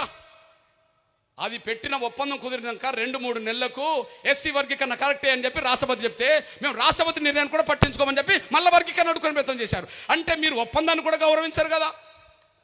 అంబేద్కర్ కాలంలో, గాంధీ కాలంలో జరిగిన ఒప్పందాన్ని అగ్రకులాలు గౌరవించినే కదా. మరి మన కాలంలో ఒప్పందాలు కూడా గౌరవించారు కదా. మీరు ఒప్పందాలు గౌరవించారు, సమాజ అభిప్రాయాన్ని గౌరవించారు, న్యాయ వ్యవస్థను గౌరవించారు, పార్టీల అభిప్రాయాన్ని గౌరవించారు, ప్రధానమంత్రుల అభిప్రాయాన్ని గౌరవించారు, క్యాబినెట్ల అభిప్రాయాన్ని గౌరవించారు, సుప్రీంకోర్టుల అభిప్రాయాన్ని గౌరవించారు, కమిషన్ల అభిప్రాయాన్ని గౌరవించారు. ఇక మీరు ఎందుకు? ఏంటి మీ స్వార్థం? స్వార్థాన్ని వీడండి, కలిసి మళ్ళీ ముందుకెళ్దాం. స్వార్థాన్ని వీడండి, కలిసి ముందుకెళ్దాం. నేను మళ్ళీ చెప్తున్నా, ఈనాడు అడ్డుకుంటామని ప్రకటన చేసిన మీరు 100 అడ్డంకులు కల్పించిన నా జాతికి అది నిలబెట్టే కాడ నాన్న ఏదైనా వదులుకుంటా, అది వదులుకోను. నా జాతికి అది నిలబెట్టే కాడ నేను ఏదైనా వదులుకుంటాను, అది వదులుకోను. నా జాతి రైట్, అది నా జాతి హక్కు, అది నేను ఎట్టి పరిస్థితిలో వదులుకోను. మీరు అడ్డుకుంటామని ఇంకా ప్రకటనలు 100 చేయండి, ఇంకా 100 మార్గాలు వెతకండి. ఈ 30 ఏళ్ళు మీరు వెతికారు, దాన్ని అధిగమిస్తూ వచ్చేసాం. ఇంకా మీరు ముందడిగేయండి, ఇంకా మేము అధిగమిస్తాం. నా జాతి 100 తరాల భవిష్యత్తు కోసం యుద్ధం చేస్తున్నామే తప్ప వెనుకకు తిరిగే ప్రసక్తి మాత్రం భవిష్యత్తులో కూడా ఉండదు. కానీ కలిసి రావడం వల్ల అందరికీ మేలు జరుగుతుంది. కలిసి రావడం వల్ల అందరికీ మేలు జరుగుతుందని కూడా మీరు మర్చిపోద్దని సహనం కోరుతున్నాను నేను. ఇంకా అడ్డుకుంటామనే ప్రకటన చేసేయడం పక్కకు పెట్టండి. దళితుల ఐక్యత కోసం పునాదులు వేద్దాం, కలిసి రండి. దళితుల అభివృద్ధి కోసం పాటుపడదాం, కలిసి రండి. దళితులందరం ఏకమవుతే, గిరిజనులను ఏకం చేసుకుంటే, బీసీలను ఏకం చేస్తే, అన్ని వర్గాలు ఏకం చేస్తే భవిష్యత్తు రాజ్యాధికారం ప్రయాణం చేయడానికి కూడా ముందుకెళ్దాం. ఒక మాట అంటుంటాను నన్ను, ఈ లక్ష్య సాధన కోసం మేము అన్నీ వదులుకున్నాం, కానీ వర్గీకరణ లక్ష్యాన్ని వదులుకోలే. మీ అందరు తెలుసు, నిర్బంధం వచ్చింది, జైలు పాలైనాం, పోతాం, కేసులు పడ్డాయి, ఇబ్బందులు పడ్డాం, లాఠీ దెబ్బలు గురైనాం, కొంతమంది బిడ్డలు ప్రాణాలు కోల్పోయినారు. అయినా లక్ష్యాన్ని మేము వదలలే. ఎందుకంటే లక్ష్యంలో ధర్మం ఉన్నది కాబట్టి అదెందుకు వదులుతాం, న్యాయం ఉంది కాబట్టి అదెందుకు వదులుతాం. ఇంత సమాజంలో అన్ని వర్గాల అభిప్రాయం వర్గీకరణకు అనుకూలంగా ఉన్నప్పుడు ఇక చేతగాని వాళ్ళు మాత్రమే వర్గీకరణ వదులుతారు. కానీ చేతనైన వాడు, సంకల్పం ఉన్నాడు, ఎందుకు వదులుతాడు? ఇది వదులుకునే ప్రసక్తి లేదు, భవిష్యత్తులో కూడా రాదు. మీరు ఆ ప్రకటనలు మానండి, కలిసి పని చేద్దాం, కలిసి ముందు అడిగేద్దాం అందరి కోసం. ఇక్కడ ఈ అంశం కాడ రాజీ లేదు. మీరు ఎన్నైనా ప్రకటన చేయండి, ఈ అంశం కాడ రాజీ ఉండదు. కానీ మిగతా విషయాల్లో కలిసి పనిచేద్దాం. మిగతా విషయాల్లో కలిసి పనిచేద్దామని సాక్ష్యం ఏంటంటే, ఇంతకుముందు మేమే నాయకత్వం ఇచ్చాం కదా అన్ని ఉద్యమాలకు, అందరినీ కలుపుకెళ్ళే ప్రయత్నం చేశాం. ఇంకేం దుష్ప్రచారం చేశారు? మీ అన్నగా చెప్తున్నా నేను, కృష్ణమాది గారు అన్ని పార్టీలకు అమ్ముడు పోతాడు. ప్లీజ్, కృష్ణమాది గారు సందర్భం బట్టి అన్ని పార్టీలకు అమ్ముడు పోతాడని చెప్పి ఒక ప్రచారం చేశారు. నేను ఒక విషయం చెప్తున్నాను, నా జాతిది ధర్మమైన పోరాటం, కానీ బలహీన వర్గం. అడ్డుకునే వాళ్ళు స్వార్థపరులు, కానీ బలమైన వర్గం. ఒక బలమైన వర్గం ఒక బలహీనుల హక్కులు అడ్డుకుంటున్నప్పుడు, ఆ బలహీన వర్గం యుద్ధం చేస్తున్నప్పుడు తన సొంత శక్తి సరిపోకపోతే సమాజం శక్తితో కలిసి ముందుకెళ్లాల్సి వస్తుంది. తన సొంత శక్తి సరిపోకపోతే, ఇప్పుడు సుప్రీంకోర్టు దాకా ఎదిగింది మీరేనే, కేంద్ర మంత్రుల దాకా ఎదిగింది మీరేనే, ఉన్నత ఐఏఎస్ ఆఫీసర్లు మీరేనే, ఉన్నత ఐఏఎస్ ఆఫీసర్లు మీరేనే, గ్రూప్ 1 కాడ ఎన్ని రకాల డిపార్ట్మెంట్లన్నీ మీ చేతిలో ఉండే. ఇక మేము అంత పేదరికం ఇప్పుడు బతుకులే కదా. కాబట్టి న్యాయమైన పొట్టను మేము ముందుకు నడుతున్నప్పుడు అడ్డుకునే శక్తి మాకు కొండలాగానే అనిపించింది. కానీ ఆ కొండను ఢీకొనాలంటే కూడా సంకల్పం ఒకటే సరిపోదు, సమాజ మద్దతు కూడా కావాలి. ఆ సమాజ మద్దతు కూడగట్టే క్రమంలో అన్ని పార్టీల మద్దతు కూడగట్టుకున్నాం. మీ అన్నగా చెప్తున్నా నేను, అవును మేము మాకు అండగా ఉంటా ఉన్న వాళ్ళకి అందరికి అండగా ఉన్నాం, మాకు అండగా ఉంటా ఉన్న వాళ్ళందరికీ అండగా నిలబడ్డాం. కానీ మాకు ద్రోహం చేస్తున్న వాళ్ళని మాత్రం ఎప్పుడు ఎదుర్కొంటూనే వచ్చేసాం. మాకు అండగా ఉంటా ఉన్నాం, మేము అండగా నిలబడ్డాం. ఎందుకంటే మా సొంత శక్తి సరిపోయినప్పుడు సమాజం శక్తి మాకు అవసరం కదా. మా సొంత శక్తి యుద్ధంలో గెలవడానికి సరిపోయినప్పుడు సమాజ శక్తి అవసరం కదా. సమాజం శక్తి కూడగట్టుకునే క్రమంలో ప్రభుత్వాల శక్తి కూడగట్టాలి కదా. ఆ కూడగట్టే క్రమంలో వాళ్ళు మా సహకారం ఉంటే వాళ్ళు సహకరించాం, వాళ్ళు మాకు అనుకూలంగా ఉంటే మేము సహకరించాం. ఇది తప్పే అవుతే, ఇద్దరు మహనీయులు చేసింది కూడా తప్పే అవుతాయి. కృష్ణమాది గారు ఈ పార్టీకి మద్దతు ఇస్తాడు, ఆ పార్టీకి మద్దతు ఇస్తాడంటే ఏ పార్టీకి మద్దతు ఇచ్చేవన్నా? ఎమ్మెల్యే అయిందా, ఎంపీ అయిందా, మంత్రి అయిందా? 98లో చంద్రబాబు నాయుడు నాకు ఎంపీ టికెట్ ఇచ్చిండు, నేను తీసుకోలేదు కదా. 99లో చంద్రబాబు నాయుడు గారు నాకు రాజ్యసభ ఇచ్చిండు, నేను తీసుకోలేదు కదా. 2007లో జూపుడికి నాకు రాజశేఖర్ గారు ఎమ్మెల్సీ ఇచ్చి మంత్రులు చేస్తా అన్నాడు, ఆయన తీసుకున్నాడు, నేను తీసుకోలేగా. 2009లో వరంగల్ పార్లమెంట్ సీటు మా సొంత వరంగల్ జిల్లా, అది ఎస్సీ నియోజకవర్గం పార్లమెంటు నాకు ఇస్తా అన్నారు, నేను తీసుకోలేదు కదా. 2012-13లో జగన్మోహన్ రెడ్డి గారు నాకు రాజ్యసభ ఇస్తానని మాట్లాడిండు లోటస్ పాండ్లో, కాదని చెప్పానండి, నేను తీసుకోలేదు కదా. 2024లో మొన్న బీజేపీకి సపోర్ట్ చేసే క్రమంలో నరేంద్ర మోడీ గారు ప్రధానమంత్రి వచ్చినప్పుడు వరంగల్ పార్లమెంట్ సీటు మా అందకృష్ణకు ఖాయమైపోయిందే ప్రచారం జరిగింది, మరి నేను తీసుకోలేదు కదా. ఏనాడు నిర్బంధాలకు భయపడలేదు, అవకాశాలకు లొంగిపోలేదు. మేము నిర్బంధాలకు భయపడలేదు, అవకాశాలకు మేము లొంగిపోలేదు. లక్ష్యం మాకు కనిపించిందే తప్ప నిర్బంధం కనిపించలే, మాకు అవకాశాలు కనిపించాలి, అవి పక్కకు పెట్టుకుంటూ వచ్చేసాం. కానీ ఈ విషయంలో గుర్తు చేస్తున్నాను నేను, ఒక సమయంలో ఒక పార్టీకి ఎందుకు మద్దతు ఇవ్వాల్సి వచ్చింది, ఇది అవసరమే. నేను మళ్ళీ చెప్తున్నా కదా, ఒక బలమైన వర్గాన్ని ఎదుర్కొంటున్నప్పుడు, ఒక బలమైన వర్గం అడ్డుపడుతున్నప్పుడు బలహీన వర్గానికి చేదోడు వాదోడు అవసరం. ఎగ్జాంపుల్ ఒక విషయం చెప్తున్నాను నేను, కారణాలు ఏమైనా ఉక్రెయిన్ రష్యా మధ్యలో యుద్ధం జరుగుతుంది. నిజంగా ఉక్రెయిన్ కనుక పాశ్చాత్య దేశాల ఇతర దేశాల సపోర్ట్ తీసుకోకపోతే రష్యా ఒక్కనాడే ఓడిస్తుంది, రష్యా ఉక్రెయిన్ ఒక్కనాడే ఓడిస్తుంది. కానీ రష్యా నుంచి బయటపడాలంటే, రష్యా నుంచి కాపాడుకోవాలంటే ఉక్రెయిన్ అందరి మద్దతు కూడగట్టుకున్నది అనేసి మీరు మర్చిపోద్దని సైరాన్ని కోరుతున్నాను నేను. అందరి మద్దతు కూడగట్టుకున్నది లేదా, అది న్యాయమా ధర్మం పక్క పెట్టు, తనను తాను కాపాడుకోవడానికి అందరి మద్దతు కూడగట్టుకోవడం వల్ల ఇప్పటికీ యుద్ధం కొనసాగుతుంది అనేసి కూడా మీరు మర్చిపోవద్దు. యుక్రెయిన్ ఇప్పటికీ ఓడిపోలేదని కూడా మీరు మర్చిపోద్దని సైరాన్ని కోరుతున్నాను. అరే ప్రపంచ దేశాల్లో అమెరికా, రష్యా, చైనా ఆయుధాలు ఎక్కువ ఉన్న దేశాలు కదా. మరి ప్రపంచాన్ని శాసించే ఆ మూడో దేశమైన రష్యా చిన్న రాష్ట్రం అనబడుతున్న ఒక దేశంలో ఇప్పటికీ ఓడించలేకపోవడానికి కారణం ఏంది అంటే, తనను తాను కాపాడుకోవడానికి అందరి మద్దతు కూడా కట్టుకున్నది కదా. మరి నా జాతిని కాపాడుకోవడానికి నేను అందరి మద్దతు నేను కూడా కట్టాలి కదా, నా జాతిని నిలబెట్టుకుని నేను అందరి మద్దతు కూడగట్టాల్సిందే కదా. అందరి మద్దతు కూడగట్టే క్రమంలో అవును చంద్రబాబు నాయుడు గారికి మద్దతు ఇచ్చాం, అందరి మద్దతు కూడగట్టే క్రమంలో రాజశేఖర్ గారికి మద్దతు ఇచ్చాం, అందరి మద్దతు కూడగట్టే క్రమంలో బీజేపీ కూడా మద్దతు ఇచ్చాం. నేను గెలవాలి, నా జాతిని గెలిపించుకోవాలి, మీరు ఏమనుకుంటారని నాకు కాదు కదా, మీ సర్టిఫికేట్ కాదు కదా నాకు కావాల్సింది, నా జాతిని గెలిపించడం కదా నాకు కావాల్సింది. ఇప్పుడు టీడీపీకి మద్దతు ఇచ్చామని అన్నారు, అవును ఎందుకు ఇవ్వకూడదు? ఆనాడు చంద్రబాబు నాయుడు గారు ముఖ్యమంత్రి వర్గీకరణ చేస్తా అన్నాడు, మన సపోర్ట్ కోరిండు, అవును చేశాం కదా. ఆనాడు చంద్రబాబు నాయుడు గారు ఉమ్మడి ఆంధ్రప్రదేశ్లో ముఖ్యమంత్రి వర్గీకరణ చేస్తామన్నాడు, మా సహకారం కోరిండి ఇచ్చాం. అది అమ్ముడు పెట్టినట్లు అవుతుంది, అదే అమ్ముడు పోయినట్టు అవుతే. ఇప్పుడు మన ఇద్దరు మహనీయుల గురించి మాట్లాడుకుందాం, మాట్లాడదాం. డాక్టర్ బాబాసాహెబ్ అంబేద్కర్, మళ్ళీ కాన్షీరామ్ గారు. ఇప్పుడు మీ అన్నగా చెప్తున్నాను నేను, బాబాసాహెబ్ అంబేద్కర్ ఏం కోరిండు? రిజర్వేషన్ కోరిండు. అగ్రకులాలు ఏం చేసినాయి? మేము అంగీకరించమని చెప్పేసినాయి. అప్పుడు ప్రభుత్వం ఎవరిది? బ్రిటిష్ ప్రభుత్వం. బ్రిటిష్ ప్రభుత్వం మరి ఏం చేసింది? ఇది ఎవరికి హక్కులు ఉండాలన్న విషయంలో సైమన్ కమిషన్ పంపింది. దేశమంతా ఏం చేసింది? సైమన్ గో బ్యాక్ అన్నది. కానీ అంబేద్కర్ ఏం చేసిండు? బ్రిటిష్ చేసిన సైమన్ కమిషన్ స్వాగతించిండు. స్వాగతించడం అర్థం ఏంటిది? బ్రిటిష్ ప్రభుత్వానికి సహకరించినట్టే కదా. దేశవ్యాప్తంగా గో బ్యాక్ కమిషన్ అనేది రోడ్ ఎక్కేసింది. అంబేద్కర్ సైమన్ కమిషన్ స్వాగతించిండు. బ్రిటిష్ ప్రభుత్వాన్ని అభిమానం చూరగొన్నాడు. అభిమానం చూరగొన్న తర్వాత బ్రిటిష్ ప్రభుత్వం సహకారంతో ఆయన ప్రత్యేక నియోజకవర్గాలు సాధించిండు. మరి బ్రిటిష్ ప్రభుత్వం సహకారంతోనే కదా, బ్రిటిష్ ప్రభుత్వంకి సపోర్ట్ చేసి బ్రిటిష్ ప్రభుత్వం సహకారంతో కదా రిజర్వేషన్ సాధించిండు. అంబేద్కర్ బ్రిటిష్ ప్రభుత్వ సహకారంతో రిజర్వేషన్ సాధించడం తప్పు అవుతే అది నాది ఇప్పుడు తప్పు అవుతుంది, ఆయన కరెక్ట్ అవుతే నాది కరెక్ట్ అవుతుంది. ఆయన బ్రిటిష్ ప్రభుత్వం ఇచ్చిన రిజర్వేషన్ల ఫలితమే ఒప్పందం ఫలితం రిజర్వేషన్లు అవుతే మరి ఆ రిజర్వేషన్లను మీరు అమలు చేసుకోబాకండి. మరి మీకెందుకు ఆ రిజర్వేషన్లు? బ్రిటిష్ ప్రభుత్వం మద్దతుతోనే రిజర్వేషన్ సాధించిండు కదా. మరి ఆ మద్దతు లేకపోతే రిజర్వేషన్ మనకు వచ్చేది కాదు కదా. మరి ఆ రిజర్వేషన్ అనుభవిస్తున్నాం, దాన్ని అద్దంటున్నామా? తీసుకుంటున్నాం కదా. అట్లనే కాన్షీరామ్ గారు ఉన్నారు, రాజ్యాధికారం కోసం పోరాటం చేసిండు. రాజ్యాధికారాన్ని ముందుకు నడిపే క్రమంలో నాకు ఎవరు సపోర్ట్ చేస్తే నేను వాళ్ళతో కలిసి పని చేస్తా అన్నాడు. ఇప్పుడు నేను బీజేపీతో సపోర్ట్ చేస్తే అందరు నన్ను తిట్టినట్టు చేశారు కదా కొంతమంది. మరి మాన్యశ్రీ కాన్షీరామ్ గారు మాయావతిని ముఖ్యమంత్రి చేయడం కోసం బీజేపీ మద్దతు తీసుకొని బీజేపీతో కలిసి పనిచేసిన రోజులు కూడా ఉన్నాయి కదా.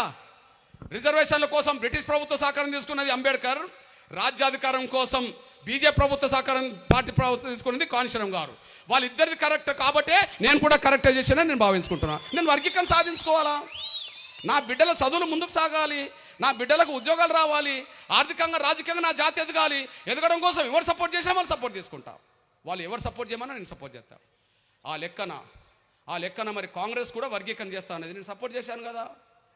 స్వర్గీయ రాజశేఖర్ గారు ముఖ్యమంత్రి ఉన్న కాలంలో కృష్ణా ఎస్సీ వర్గీకరణ నేను చేపిస్తా. ఎందుకంటే ఆయన ప్రభుత్వం వచ్చినాకనే 2004లో ఎస్సీ వర్గీకరణ రద్దయింది. తిరిగి నిలబెట్టమని మేము ఉద్యమం చేశాం. ఆ ఉద్యమం చేస్తున్న కాలంలో కృష్ణా నేను సపోర్ట్ చేస్తా, మీకు అండగుంటా, మీ సహకారం కావాలన్నాడు. మరి నేను ఆయనకు సపోర్ట్ చేశాను కదా. అంటే నేను కాంగ్రెస్ సపోర్ట్ చేశాను కదా. ఎందుకు సపోర్ట్ చేశాను? మాకు శక్తి కావాలి కదా. మాల సామాజిక వర్గానికి పలుకుబడి ఎక్కడున్నది? కాంగ్రెస్ పార్టీలో ఎక్కువ ఉన్నది కదా. ఎక్కువ ఉన్నదాని సాక్ష్యం ఇప్పుడు చెప్పనా? మాల సామాజిక వర్గానికి కాంగ్రెస్ పార్టీ సపోర్ట్ మొదటి నుంచి ఉండడానికి ఇప్పుడు చెప్పనా? భారతదేశంలో తొలి దళిత ముఖ్యమంత్రి మాల సామాజిక వర్గానికి సంబంధించిన వ్యక్తే దామోదర్ సంజీవయ్య. ఆనాడు కాంగ్రెస్ పార్టీకి జాతీయ అధ్యక్షుడుగా కాగలిగాడు. ఈనాడు కర్ణాటక మాల సామాజిక వర్గం సంబంధించిన మల్లికార్జున ఖర్గే కూడా జాతీయ అధ్యక్షుడు అయిపోయాడు. వాళ్ళ ప్రభావం అప్పటి నుంచి ఇప్పటివరకు ఎంత కొనసాగుతుందో ఒక సాక్ష్యం మీ దృష్టికి తీసుకొస్తున్నాను నేను. మొన్న పార్లమెంట్ ఎన్నికలు జరిగినాయి. పార్లమెంట్ ఎన్నికల్లో తెలంగాణ ఆంధ్రప్రదేశ్లో మొత్తం 7 సీట్లు రిజర్వేషన్ ఎస్సీలై. తెలంగాణ ఆంధ్రప్రదేశ్లో ఎస్సీలై 7 సీట్లు. అరే అక్కడ తెలంగాణలో మాదిగలు మెజార్టీ ఉన్నారని అంటారు కదా. కాంగ్రెస్ పార్టీ 3 సీట్లలో 1 ఇవ్వలేదు కదా మాదిగలకు. కాంగ్రెస్ పార్టీ 3 సీట్లలో 1 కూడా ఇవ్వలేదు కదా. నాగర్ కర్నూలు, పెద్దపల్లి, అది వరంగల్ 3 సీట్లలో 1 కూడా మా కాంగ్రెస్ పార్టీ ఇవ్వలేదు కదా. పోనీ ఆడ గెలిచే కాడు ఇవ్వలే, మాలలే తీసుకున్నారు. ఇక్కడ ఓడిపోతుంది కదా. ఆంధ్రప్రదేశ్ రాష్ట్రంలో కాంగ్రెస్ పార్టీ గెలవదు కదా. 1%, 2% ఓట్లతోనే వాళ్ళ గొప్ప కదా ఈ ఆంధ్రప్రదేశ్లో. అరే ఓడిపోయిన కారణాన్ని మాదిగలకి ఇవ్వలేదు కదా కాంగ్రెస్. ఇక్కడ 4 సీట్లు కదా. అమలాపురం కాంగ్రెస్ పార్టీ అభ్యర్థి ఎవరు? మాలే కదా. బాపట్ల కాంగ్రెస్ పార్టీ అభ్యర్థి ఎవరు? మాలే కదా. తిరుపతి కాంగ్రెస్ పార్టీ అభ్యర్థి ఎవరు? మాలే కదా. చిత్తూరు కాంగ్రెస్ పార్టీ అభ్యర్థి ఎవరు? మాలే కదా. ఓడిపోయి కడకడ వాళ్ళకే తీసుకున్నారు కదా. అంటే కాంగ్రెస్ పార్టీ అంటే ఏంటంటే గెలిచినా మేమే గెలవాలి, ఓడినా మేమే ఓడాలి, అంతే మాలలు. అది వాళ్ళ శక్తి అక్కడ. అయినా మరి మాలలు కాంగ్రెస్ పార్టీలో ఆధిపత్యం అవుతున్న సమయంలో రాజశేఖర్ గారు ఎందుకు సపోర్ట్ చేశాము? అరే ఆయనతో మాకు కొంత సాయం దొరకాలి కాబట్టి, ఆయనతో కొంత మాకు అండగా ఉండాలి కాబట్టి, ముఖ్యమంత్రి ఉన్నాడు కాబట్టి ఆయన మాకు సపోర్ట్ చేస్తే కొంత మేము ముందడుగేస్తామని చెప్పి ఆయన కూడా సపోర్ట్ చేశాం కదా. ఎక్కడన్నా మేము అమ్ముడు పోయామా? ఆయన ఇచ్చిన ఎమ్మెల్సీ తీసుకున్నామా? జోపుడు తీసుకున్నాడు. ఆయన ఇచ్చిన ఎంపీ తీసుకున్నాడా? మేము తీసుకోలేదు కదా. అంటే వర్గీకరణ కోసం ఎవరినైనా సపోర్ట్ చేయాల్సి వచ్చింది కదా. అంతెందుకు మీ అన్నగా చెప్తున్నా. పోనీ ఈ 30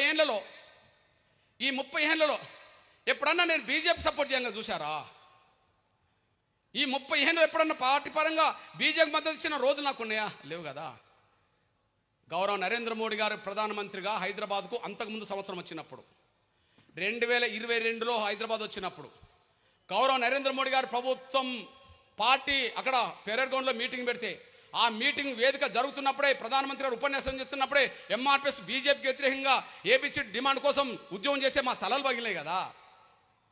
కిషోర్ అనే ఒక తమ్ముడు, చీరాల తమ్ముడు తల పగిలింది కదా. కొంతమంది నడుములు ఇరిగినాయి కదా. బీజేపీ కార్యకర్తల చేతిలో దాడులకు గురైనాం కదా. ఏబీపీ కార్యకర్తల చేతిలో దాడులకు గురైనాం కదా. ఇతరత్ర కార్యకర్తల దాడులకు గురైనాం కదా. కాళ్ళు ఇరిగినాయి, చేతులు ఇరిగినాయి, నడుములు ఇరిగినాయి, నాడు బొక్కలు ఇరిగినాయి, తలలు పగిలినాయి కదా. అంటే అంతకుముందు సంవత్సరం క్రితం వరకు మేము యుద్ధమే చేశాం కదా. ఢిల్లీలో ధర్నాలు చేశాం కదా, దిగ్బంధనం చేశాం కదా, రాస్తారోకలు చేశాం కదా, అన్నీ చేశాం కదా. ఎవరి మీద చేశాం? బీజేపీ మీదనే చేశాం. బీజేపీ వర్గీకరణకు నిర్దిష్టంగా ముందుకు రానంత వరకు బీజేపీ యుద్ధం చేశాం. కానీ ఈ దేశ ప్రధానమంత్రి గౌరవ నరేంద్ర మోడీ గారు సరిగ్గా ఇదే రోజు సంవత్సరం క్రితం వర్గీకరణ చేస్తాం కృష్ణ అని మాట ఇచ్చినాక నేను బీజేపీ సపోర్ట్ చేశాను. చెప్పండి ఇప్పుడు వర్గీకరణ చేస్తామంటే చంద్రబాబు సపోర్ట్ చేశాం, ఆయన చేశాడు. వర్గీకరణ చేపిస్తా కృష్ణ అంటే నేను కాంగ్రెస్ సపోర్ట్ చేశాను, ఆయన చేయించలేదు. వర్గీకరణ చేస్తామంటే నేను నరేంద్ర మోడీకి సపోర్ట్ చేశాను, ఇప్పుడు పని అయిపోయింది. మరి ఎవరు మాకు సాయం చేశారు? ఇక్కడ మోసం చేసింది ఎవరు? మళ్ళా కాంగ్రెసే. ఇప్పుడు బీజేపీ చేసిందా, సుప్రీంకోర్టు చేసిందంటే అవును, సుప్రీంకోర్టు ద్వారానే వర్గీకరణ జరిగింది. మరి 2004లో సుప్రీంకోర్టు ద్వారా వర్గీకరణ ఎందుకు రద్దయింది? 2004లో వర్గీకరణ రద్దయింది. కారణం ఏంది? సుప్రీంకోర్టుకు వర్గీకరణ అమలు జరగాలని చెప్పి అఫిడవిట్ ఆనాడు కేంద్ర ప్రభుత్వం ఇవ్వద్దని ఒత్తిడి పెట్టింది ఎవరు? మానలే కదా. కేంద్ర ప్రభుత్వం అఫిడవిట్ ఇవ్వలేదు కదా ఆ రోజు వర్గీకరణకు అనుకూలంగా. యూపీఏ గవర్నమెంట్ కదా, మన్మోహన్ సింగ్ ప్రభుత్వం కదా. మన్మోహన్ సింగ్ ప్రభుత్వంలో శాసించారు కదా పనబాక లక్ష్మి, జేడి శీలం, హర్షకుమార్, చింతమోహన్, వెంకటస్వామి వాళ్ళు శాసించారు కదా. సుప్రీంకోర్టులో విచారణ జరిగే సమయానికి అసలు వర్గీకరణ జరగద్దని చెప్పి అక్కడ మాట్లాడించే ప్రయత్నం చేశాను కదా, అఫిడవిట్ ఇవ్వలేదు కదా, అందుకు మేము ఓడిపోయినాం. మరి ఇప్పుడు ఎందుకు గెలిచాం? గౌరవ నరేంద్ర మోడీ గారు ప్రధానమంత్రిగా వేదిక మీదకి వచ్చిన తర్వాత ఎస్సీ వర్గీకరణ సంపూర్ణ మద్దతు ఇస్తున్న తర్వాత సుప్రీంకోర్టులో వర్గీకరణ విషయం పెండింగ్ ఉన్నది, త్వరగా విచారణ జరిగేలాగా చేస్తుంది కేంద్రం. ఆ విచారణ జరగాలని కేంద్రం కోరుకుంటుంది. అంతేకాదు విచారణ జరిగే సమయానికి, రాజ్యాంగ ధర్మశాల విచారణ జరిగే సమయానికి కేంద్ర ప్రభుత్వం మొత్తం వర్గీకరణకు అనుగుణంగానే వాదిస్తుంది, అఫిడవిట్ అని చెప్పి నరేంద్ర మోడీ గారు చెప్పాడు కదా. దాని ప్రకారమే కేంద్రం ప్రభుత్వాన్ని న్యాయ వ్యవస్థను ముందుకు నడిపించి అటార్నీ జనరల్, సోలిసిటర్ జనరల్ తీసుకొచ్చి సుప్రీంకోర్టులో 3 రోజులు కూర్చోబెట్టి వర్గీకరణ జరగాలని చెప్పి అఫిడవిట్ ఇస్తా కదా ఇవాళ విజయం సాధించింది. 2004లో సుప్రీంకోర్టులో ఓడిపోవడానికి కారణం కాంగ్రెసే కదా. ఇప్పుడు 2024లో సుప్రీంకోర్టులో గెలవడానికి మరి బీజేపీ కదా, కేంద్ర ప్రభుత్వమే కదా. అంటే నేను ముగ్గురికి సపోర్ట్ చేశాను, మరి ఎవరు మాకు న్యాయం చేసిండ్రు? టీడీపీకి సపోర్ట్ చేసిన కాలంలో టీడీపీకి సపోర్ట్ చేశాం, అప్పుడు వర్గీకరణ జరిగింది. కాంగ్రెస్ సపోర్ట్ చేసిన కాలంలో కాంగ్రెస్ సపోర్ట్ చేశాం, కానీ జరగలేదు. బీజేపీ సపోర్ట్ చేసిన తర్వాత మన కేంద్ర ప్రభుత్వం కొంత ముందుకు తీసుకెళ్ళింది, వర్గీకరణ సాధించడానికి సహకరించింది. ఇప్పుడు నేను ఎవరికి కృతజ్ఞతగా ఉండాలి? పోని మీ అన్నగా చెప్తున్నా నేను. ఇప్పుడు మొన్నటి ఎన్నికల్లో జగన్ ఓడించండి, చంద్రబాబుని గెలిపించండి అని అన్నాం. మొన్నటి ఎన్నికల్లో జగన్ ఓడించండి అని చంద్రబాబు గెలిపించండి అన్నాం. మరి జగన్ ఓడించాలని పిలుపునివ్వడానికి కారణం నాకు వ్యక్తిగతమైన దేశమా? కాదే. ఆయనను కూడా కూడగట్టుకోవాలని చెప్పి ఆయనకు నేను సహకరించాను, ఆయన మద్దతు కూడా కూడగట్టుకోవాలని చెప్పి ఆయన కూడా సహకరించాను. ఒక విషయం మీకు గుర్తు చేస్తున్నా నేను. జగన్మోహన్ రెడ్డి గారు వాళ్ళ నాన్నగారు రాజశేఖర్ గారు చనిపోయినాక ఓదార్పు యాత్ర చేశాడు. తెలంగాణ మొత్తం ఓదార్పు యాత్రకు అడ్డం పడ్డది. ఇగో చూడండి సాక్షి పత్రిక. ఓదార్పు యాత్రను స్వాగతించింది నేను ఒక్కనే. అంటే జగన్మోహన్ రెడ్డి గారికి నేను అండగా ఉన్నాను కదా, జగన్మోహన్ రెడ్డి గారికి నేను అండగా నిలబడ్డాను కదా, ఓదార్పు యాత్రను స్వాగతించాను కదా. ఈ విషయం ఒకసారి గుర్తు చేసుకొని కృష్ణన్న తెలంగాణ మొత్తం నాకు అడ్డు తగులుతున్న రోజుల్లో ధైర్యంగా నువ్వు ఒక్కడే నాకు అండగా నిలబడ్డామని చెప్పి నాకు ఒకసారి ధన్యవాదాలు కూడా చెప్పాడు కదా. కాదంటాడా? జగన్మోహన్ రెడ్డిని రాకన్ను వాళ్ళు అడ్డుకున్నారు కదా, ఓదార్పుని అడ్డుకున్నాడు కేసీఆర్ పిలుపు మేరకు కదా, కేసీఆర్ హరీష్ రావు పిలుపు మేరకు కదా. అడ్డుకున్న రోజు నేను ప్రకటన చేశాను కదా, అది మూర్ఖులు చేసిన ప్రయత్నం అని. అడ్డుకోవడం అనేది మూర్ఖులు చేసే ప్రయత్నం అని చెప్పాను కదా. నేను కేసీఆర్తో యుద్ధం చేశాను కదా, నీకోసం ఆయన మూర్ఖుడు అన్నా కదా. సాక్షి పత్రిక మొదటి పేజీలు వేసుకున్నది కదా. మీరు రైతుల కోసం విజయవాడ గడ్డ మీద లక్ష దీక్ష చేశారు కదా. లక్ష దీక్ష చేసినప్పుడు నేను వచ్చి మద్దతు ఇచ్చిపోయాను కదా. సాక్షి పత్రిక మొదటి పేజీలు వేసుకున్నది కదా. అదే సమయంలో ప్రత్యేక హోదా కోసం గుంటూరులో దీక్ష చేసిండు కదా. ప్రతిపక్ష నాయకుడిగా ప్రత్యేక హోదా కోసం దీక్ష చేసిండు కదా. నేను దీక్షకు వచ్చి గుంటూరులో మద్దతు ఇచ్చిపోయాను కదా. సాక్షి పత్రిక మొదటి పేజీలు వేసుకున్నది కదా. ప్రత్యేక హోదా కోసం రాష్ట్ర బంధుకాలు వైసీపీ ఇచ్చింది కదా. ప్రత్యేక హోదా కోసం రాష్ట్ర బంధుకాలు వైసీపీ ఇచ్చింది కదా. నేను ఒంగోలు పట్టణంకి వచ్చి ఒంగోలు బస్టాండ్ నుంచి మొదలుకుంటే కలెక్టర్ కార్యాలయం వరకు బంధు జయప్రదం చేసిపోయినాను కాడ నేను కూడా ఉన్నాను కదా, వేల మంది కార్యకర్తలతో. అప్పుడు వాసు గారు, అదే సమయంలో వైబీ సుబ్బారెడ్డి గారు 2 వీలర్ మీద వస్తే మార్కెట్ సెంటర్లో ఇద్దరం కలిసి అలైబాలై తీసుకున్నాం కదా. అటు మేము పాదయాత్ర వస్తున్నాం, ఇటు 2 వీలర్ మీద వాళ్ళు వస్తుంటే మార్కెట్ సెంటర్లో కలుసుకొని అందరం కలిసి అలైబాలై తీసుకున్నాం కదా. అంటే వైసీపీ బంద్ ఇచ్చిన దానికి నేను ఎందుకు మద్దతు ఇవ్వాలి? ఒక న్యాయమైన పోరాటం, ఆ పోరాటాన్ని పిలిపించింది వైసీపీ, మనం సపోర్ట్ చేద్దాం వచ్చాను కదా. ఇప్పుడు చెప్పండి, నా జాతి కొంత మేలు జరగాలి, జగన్మోహన్ రెడ్డి గారు కూడా సపోర్ట్ చేస్తే ఆయన మాకు నిజాయితీగా మాకు ఉంటాడేమని చెప్పి తెలంగాణ బిడ్డనే కదా, మరి తెలంగాణకు అందరు అడ్డం పడుతుంటే నేను స్వాగతించాను కదా. కేసీఆర్ లాంటోడు నేను అడ్డుకుంటే ఆయన మూర్ఖుడని ప్రకటన చేశాను కదా. విజయవాడ గడ్డ మీద నువ్వు దీక్ష చేస్తే నేను వచ్చాను కదా. గుంటూరులో దీక్ష చేస్తే నేను వచ్చాను కదా. ఒంగోలు పట్టణంలో బంద్ చేసి నేను పోయాను కదా. మరి నేను ఇవన్నీ ఎందుకు చేయాల్సి వచ్చింది? ఆయన కష్టాలు ఉన్నప్పుడు మేము సహకరిస్తే మా కష్టాలు తోడుంటాడు అని చెప్పి, ఆయన కష్టాలు ఉన్నప్పుడు సహకరిస్తే మా కష్టాలు తోడుంటాడని చెప్పి మేము సహకరించాం. కానీ అధికారంకి వచ్చినాక ఆయన ఏం చేసిండు? మొన్న 5 ఏళ్ళు కనీసం అపాయింట్మెంట్ కూడా ఇవ్వలే. 5 ఏళ్ళు అపాయింట్మెంట్ ఇవ్వలే. సుప్రీంకోర్టులో విచారణ జరిగే సమయానికి కనీసం ఒక లాయర్ని పెట్టమని డిమాండ్ చేశా, విజ్ఞప్తి చేశా, అప్పీల్ చేశా, నిన్ను కలిసి మాట్లాడని చెప్పి. కేసు ఎవరిది? ఆంధ్రప్రదేశ్ ప్రభుత్వం చిన్నయ్య కేసు ఎవరిది? ఆంధ్రప్రదేశ్. ఇప్పుడు తెలంగాణ విడిపోయింది అనుకుందాం, ఆంధ్రప్రదేశ్ కేసే కదా. ఎస్సీ వర్గీకరణ 2004లో రద్దయింది, ఏ కేసు? ఆంధ్రప్రదేశ్ కేసే. మొన్న విచారణ జరిగింది, ఏ కేసు? ఆంధ్రప్రదేశ్ కేసే. ఆంధ్రప్రదేశ్ కేసు వర్గీకరణ మీద విచారణ జరుగుతున్నప్పుడు ఆంధ్రప్రదేశ్ ప్రభుత్వం లాయర్ పెట్టద్దా? పెట్టమని నేను కోరాను కదా, 10 సార్లు ప్రకటన చేశాను కదా, అపాయింట్మెంట్ కూడా తీసుకునే ప్రయత్నం చేశాను కదా. నువ్వు అపాయింట్మెంట్ ఇవ్వలే, ఒక లాయర్ని పెట్టలే. అంటే అర్థం ఏంటిది? నువ్వు ఎవరి వైపు నిలబడ్డట్టుగా చేసినావు? నువ్వు వర్గీకరణ అడ్డుకునే వాళ్ళ వైపు నిలబడ్డావు కదా. ఇట్లాంటి సమయంలో కనీసం సుప్రీంకోర్టు తీర్పు వర్గీకరణకు అనుకూలంగా వచ్చింది. ఒక రాజకీయ నాయకుడిగా, ప్రతిపక్ష నాయకుడిగా దాన్ని స్వాగతించవచ్చు కదా. ఎస్సీ వర్గీకరణకు అనుకూలంగా వచ్చిన ఆ తీర్పును స్వాగతించవచ్చు కదా. చెప్పండి. 5 ఏళ్ళు 5 నిమిషాలు నాకు అపాయింట్మెంట్ ఇవ్వలే. సుప్రీంకోర్టులో విచారణ జరిగే సమయానికి ఒక్కనాడు కూడా ఒక లాయర్ని పెట్టమంటే పెట్టలే. సుప్రీంకోర్టు తీర్పు మనకు అనుకూలంగా వస్తే దేశం మొత్తం స్వాగతించింది, కానీ జగన్ ఒక్కటే స్వాగతించలే. అంటే ఎవరు కొమ్ముగాయాలని ప్రయత్నం చేసిండు? వాళ్ళ కొమ్ముగాయ పెడతారు. మరి నేనేమైనా శత్రునా? నీ కష్టాలు ఉన్నోనే కదా, నీ బాధలు ఉన్నోనే కదా, నీ ఉద్యమాలు ఉన్నోనే కదా, నా జాతికి భవిష్యత్తులో మేలు చేస్తావని నమ్మకంతో కదా నీకు సహకారం చేసింది. నువ్వేం చేసావు? మోసమే చేసావు కదా. కాబట్టి మొన్న ఎన్నికల్లో జగన్ ఓడించండి, చంద్రబాబు గెలిపించమని చెప్పేశాము. అంత తప్పేంది? కాబట్టే మొన్న ఎన్నికల్లో జగన్ ఓడించండి, చంద్రబాబు గెలిపించని ప్రకటన చేశాం.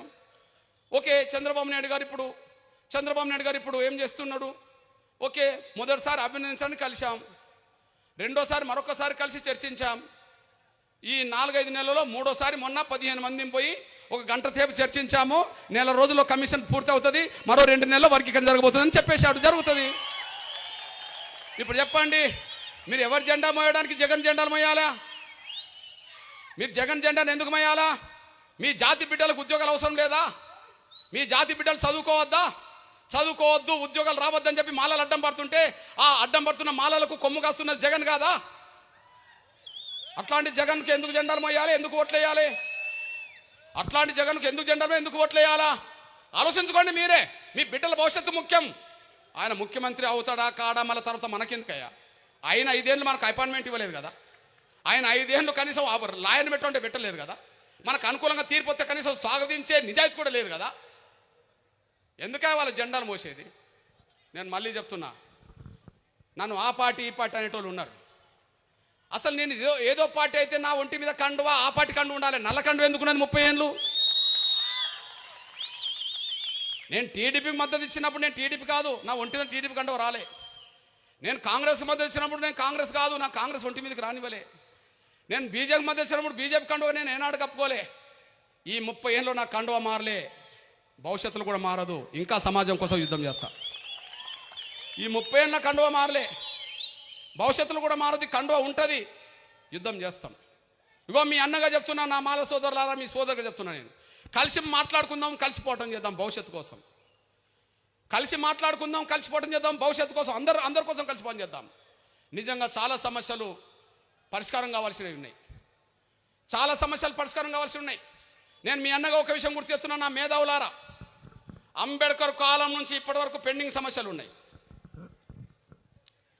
అంబేద్కర్ కాలం నుంచి మొదలుకొని ఇప్పటి వరకు పెండింగ్ సమస్యలు ఉన్నాయి. ఆ పెండింగ్ సమస్యల మీద ఏ దళిత నాయకుడు గొంతెత్తట్లేదు. అనేసి మీరు మర్చిపోద్దని సాయం కోరుతున్నాను నేను. అంబేద్కర్ కాలం నుంచి మొదలుకుంటే ఇప్పటి వరకు పెండింగ్ సమస్యలు చాలా ఉన్నాయి. ఆ సమస్యలు ఒక విషయం చెప్తున్నా, గమనించండి. ఆ సమస్యలు ఎట్లున్నాయో ఒకసారి గమనించండి. అది అంబేద్కర్ కాలం నుంచే ఉన్నాయి, ఇప్పటికీ కొనసాగుతున్నాయి. అంబేద్కర్ నుంచి మొదలుకుంటే ఇప్పటి వరకు ఎంతోమంది మన దళిత నాయకులు, మేధావులు అక్కడ ఉన్నారు. కానీ అంబేద్కర్ కాలం నుంచి కొన్ని సమస్యలు పెండింగ్లు ఉన్నాయి. ఎగ్జాంపుల్ ఒక విషయం చెప్తున్నా చూడండి. మహనీయుడైన డాక్టర్ బాబాసాహెబ్ అంబేద్కర్ ఏ శాఖకు మంత్రి? న్యాయశాఖకు మంత్రి కదా. విద్య, ఉద్యోగ, రాజకీయ రంగంలో రిజర్వేషన్లు ఉన్నాయి. కానీ న్యాయ వ్యవస్థలో మాత్రమే హైకోర్టులో, సుప్రీంకోర్టులో మనకు రిజర్వేషన్ లేవు. ఎందుకు లేవు? న్యాయ వ్యవస్థలో రిజర్వేషన్ లేవు. ఎందుకు లేవు? నేను అంటున్నా, ఖచ్చితంగా హైకోర్టులో, సుప్రీంకోర్టులో కూడా రిజర్వేషన్లు ఉండాల్సిందే. తాలూకా కోర్టులో, జిల్లా కోర్టులో రిజర్వేషన్ అమలు జరుగుతున్నప్పుడు మన వర్గాల జడ్జీలు కనిపిస్తున్నారు తాలూకా కోర్టులలో, జిల్లా కోర్టులలో. కానీ హైకోర్టులో, సుప్రీంకోర్టులో రిజర్వేషన్ లేకపోవడం వల్ల అక్కడ మన వర్గాల సంఖ్య మొత్తం లేకుండా పోతున్నది. అంటే రిజర్వేషన్లు ఇక్కడున్నాయి కానీ అక్కడ ఎందుకు లేవు? ఆ ప్రశ్నకు జవాబు దొరకాలి భవిష్యత్తులో. అంతేకాదు, మీ అన్నగా చెప్తున్నా నేను, పార్లమెంట్ అంటే ఏంది? లోక్సభ, రాజ్యసభ. పార్లమెంట్ అంటే ఏంది? లోక్సభ, రాజ్యసభ. లోక్సభలో మనకు రిజర్వేషన్లు ఉన్నాయి. లోక్సభను ఆనుకొని ఉన్నబడి రాజ్యసభలో రిజర్వేషన్లు లేవు. లోక్సభలో రిజర్వేషన్లు ఉన్నాయి అంబేద్కర్ కాలం నుంచి రాజ్యసభలో రిజర్వేషన్లు లేవు. లోక్సభలో రిజర్వేషన్ ఉండడం వల్ల ఇక్కడ 4 కనిపిస్తున్నారు మన వాళ్ళకి ఎంపీలు. 3 మాలలు కావచ్చు, ఏది తిరుపతి, చిత్తూరు, అమలాపురం మాలలు కావచ్చు, బాపట్ల మాదిగ కావచ్చు, 4 కనిపిస్తున్నారు. పోనీ తెలంగాణలో 3 కనిపిస్తున్నారు. తెలంగాణలో 3 కనిపిస్తున్నారు. మీ అన్నగా చెప్తున్నా నేను, లోక్సభలో రిజర్వేషన్ ఉండడం వల్ల మనకు 7 కనిపిస్తున్నారు. మరి రాజ్యసభలో 7 ఎందుకు లేరు? రాజ్యసభలో 7 ఎందుకు లేరు? ఇక్కడ హక్కుగా అనుభవిస్తున్నాం. వాళ్ళ దయాధ్యక్షను వాళ్ళు ఇతరులు లేకుండా లేదు అక్కడ. నేను అదే అంటున్నా, లోక్సభలో రిజర్వేషన్లు ఉన్నప్పుడు రాజ్యసభలో కూడా రిజర్వేషన్ ఉండాల్సిందని చెప్పి డిమాండ్ చేద్దాం అందరు కలిసి భవిష్యత్తు రోజుల్లో. ఎందుకు రావు? పరిష్కారం ఎందుకు దొరకదు?